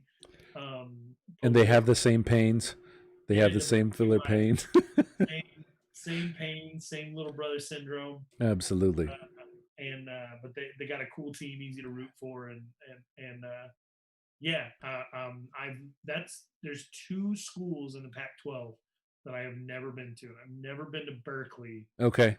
um, and I guess I'm not going to this year. Uh, Yeah, because they were coming to you, but when they come back, you have a sofa to sleep on. yeah, and I've been to Pullman a bunch, but I've never seen the school. Oh, really? Okay. Yeah, Pullman, Spokane, everything outside the Idaho Panhandle, everything up in the Rocky Mountain Northwest. Okay. I've been through a million times. But yeah, I've never actually been to the school, and so I was looking forward to checking out both of those. Yeah, that was going to be on my list. Was W? Yeah, Pullman was on my list. And then Alicia Diartolo, Penguin of Troy. She's going to be on the show tomorrow as Yeah, well. So yeah, she's constantly harassed by that Chris Swanson USC dude, yeah, the worst. exactly. So If she can handle him, I think you're going to be in good company. yeah, He's a so good person. that's why I'm excited. So there's definitely more people from other teams in the conference that I'm looking to expand on. So like you said, the more stories, the better. And I don't know if you got to watch Flashback, but that was a lot of good back and forth between Vince Amy and Kyle Murphy as well. So I've Yeah, got to put I got to post that replay someplace. two really nice, two really nice guys. They were very good. It was very good just to hear their stories. So hopefully to get some more teams. I want to do a. Keith Poole has agreed to do the show, so I just got to give him a scheduled date. But I definitely want to do a flashback with him on the U of A game. I want to hear him talk about it and give everyone crap. So that's gonna be on there too. Yeah, man. I did. Who did he catch his Saints passes from? Because Oh, I feel like it was pre Drew Brees, which makes me feel very old. I don't Anything remember. pre Drew Brees. Oh my gosh, Aaron Brooks or something like that, or was it even before that, like Billy Joe Tolliver? Oh God, that's a name I haven't heard in a while. Good Lord. Now I have to go to the internet after this and find out. That's funny.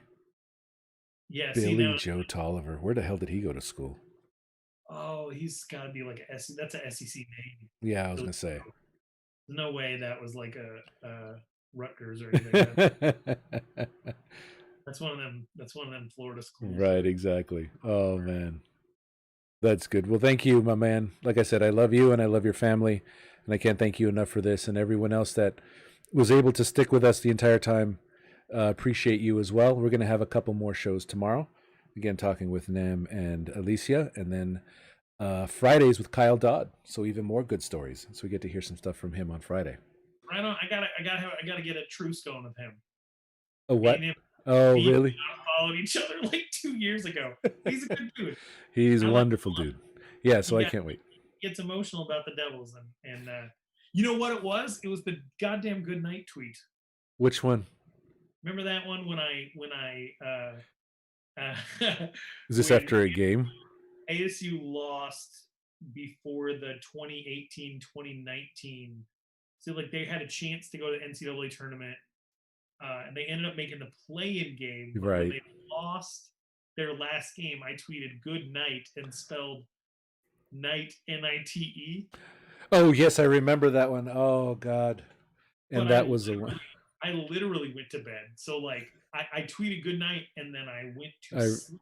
I remember I woke up in the morning and I went to our local library was having like a book rummage sale, like okay. old books.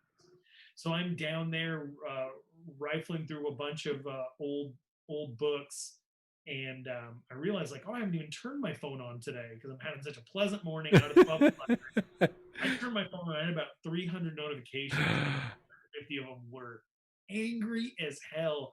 And the anger was definitely like the Pied Piper of that anger was for sure Kyle. And so in my head, like panicking that like, oh wow, like I didn't realize that of everybody that I've upset over the years that ASU basketball was really going to bring the noise. Yeah.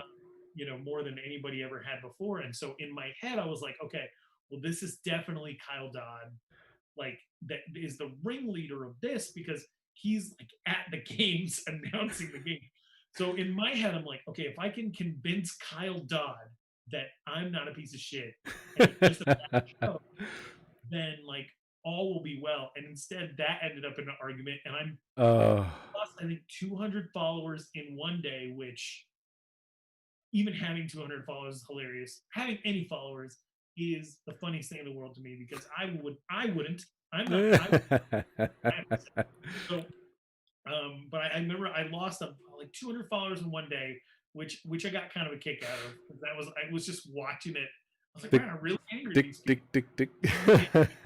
Like, what was the dumbest, like least effort joke I've ever put into anything? And but yeah, ended up getting into it with Kyle Dodd. I was like, fine. And I unfollowed him, and he unfollowed me. And it's been a couple of years now, and it was like, he's an emotional dude, and I'm an idiot, and so like the two of those things just collided. On that. Right. So, I'm calling. I'm gonna, right now on this for the 2 or 3 people that are listening. I'm gonna call a truce. Yep. I'm not gonna say anything. I'm not gonna tweet at him or anything like that. But I'm gonna end it on my end since it was all my fault anyway. Understood. Well, I will hopefully you get to reunite because it's understood on Friday night between you guys, so that'll be good. So I'm doing it right now. There you go. So I don't forget. So I wouldn't have lied on your show. Oh, you know me. I'll post a highlight of it someplace. Here we go. Ready? And he now has 4,683. There you go. Then he'll look at it, and I'm sure he's awake right now. He's like, "What the hell's that about?" Well, now you know. Oh man, I love it. Awesome, man. Well, thanks again. And then, yes, we'll talk anything you want. Let's see. What do we got? What are we promoting? You got Pac-12 Apostles. What else you got going on? I tell you what, I got a couple of guys at Arizona Varsity who are doing some really, really good work. Sandy Charles, who used to work absolutely and is now over the Sports Illustrated site. She has a solo show that she does for me. If you're going to check out any of her old shows, she has an interview with Ricardo Stewart that is so good. We talked about that, yes. And then she also has one with Molly McEnemy. Oh, I'm probably butchering her last name, but she went to Basha High School out here in Arizona and then became an NFL agent. Okay. She's got her first player draft. I thought that was a really, really cool interview. And then I got a couple of guys, Zach Elvira and Eric Newman, who put together a pretty good podcast. And then Jordan Ham from Sports 360 Arizona also covers Arizona State. Yep. He's launching a pop culture show we're about to edit and put up tonight. So right on. Trying to launch this podcast network out at Arizona Varsity. Everyone's going to get their own channel eventually, but I'm running it all through the ArizonaVarsity.com podcast network on iTunes. Everybody's show is there, including Espo, who covers the Suns. He has a solo show, and Lee Patterson out here. He's a guy out in Southern Arizona who's just got this golden voice, and he launched a solo show. Really proud of that. I know it's going to be hard to get going without sports, but if you can support some of these people out there, I know a lot of people aren't really listening to podcasts, so they're not spending any time in the car. But if you're out there and you consume sports content, find somebody local, find somebody new, support their stuff because they could really use that support right now. I can only imagine. ArizonaVarsity.com. Forget the stuff that I'm doing. They're doing some really, really cool stuff, and it should definitely give it a look if you can. I love it. Thank you, my man. We'll definitely hype that one out. And then, as always, good night, everyone. Thanks for sticking with us. Ralph, thank you. We'll have to line up your next appearance on the 42 Social Club this weekend. I don't know when it's going to be, but hopefully that's the one thing. I am lucky enough to have many people that want to be on the show. So that's why I think I'm going to start doing midday shows too. Cool. Go figure. We all have the time. We have the time now, so I don't have an excuse. Well, again, thank you. This was a good chat. I'm glad we were able to make it happen, and we'll talk more tomorrow on the timeline, right? Yeah, thanks, man. Appreciate you. Love you too.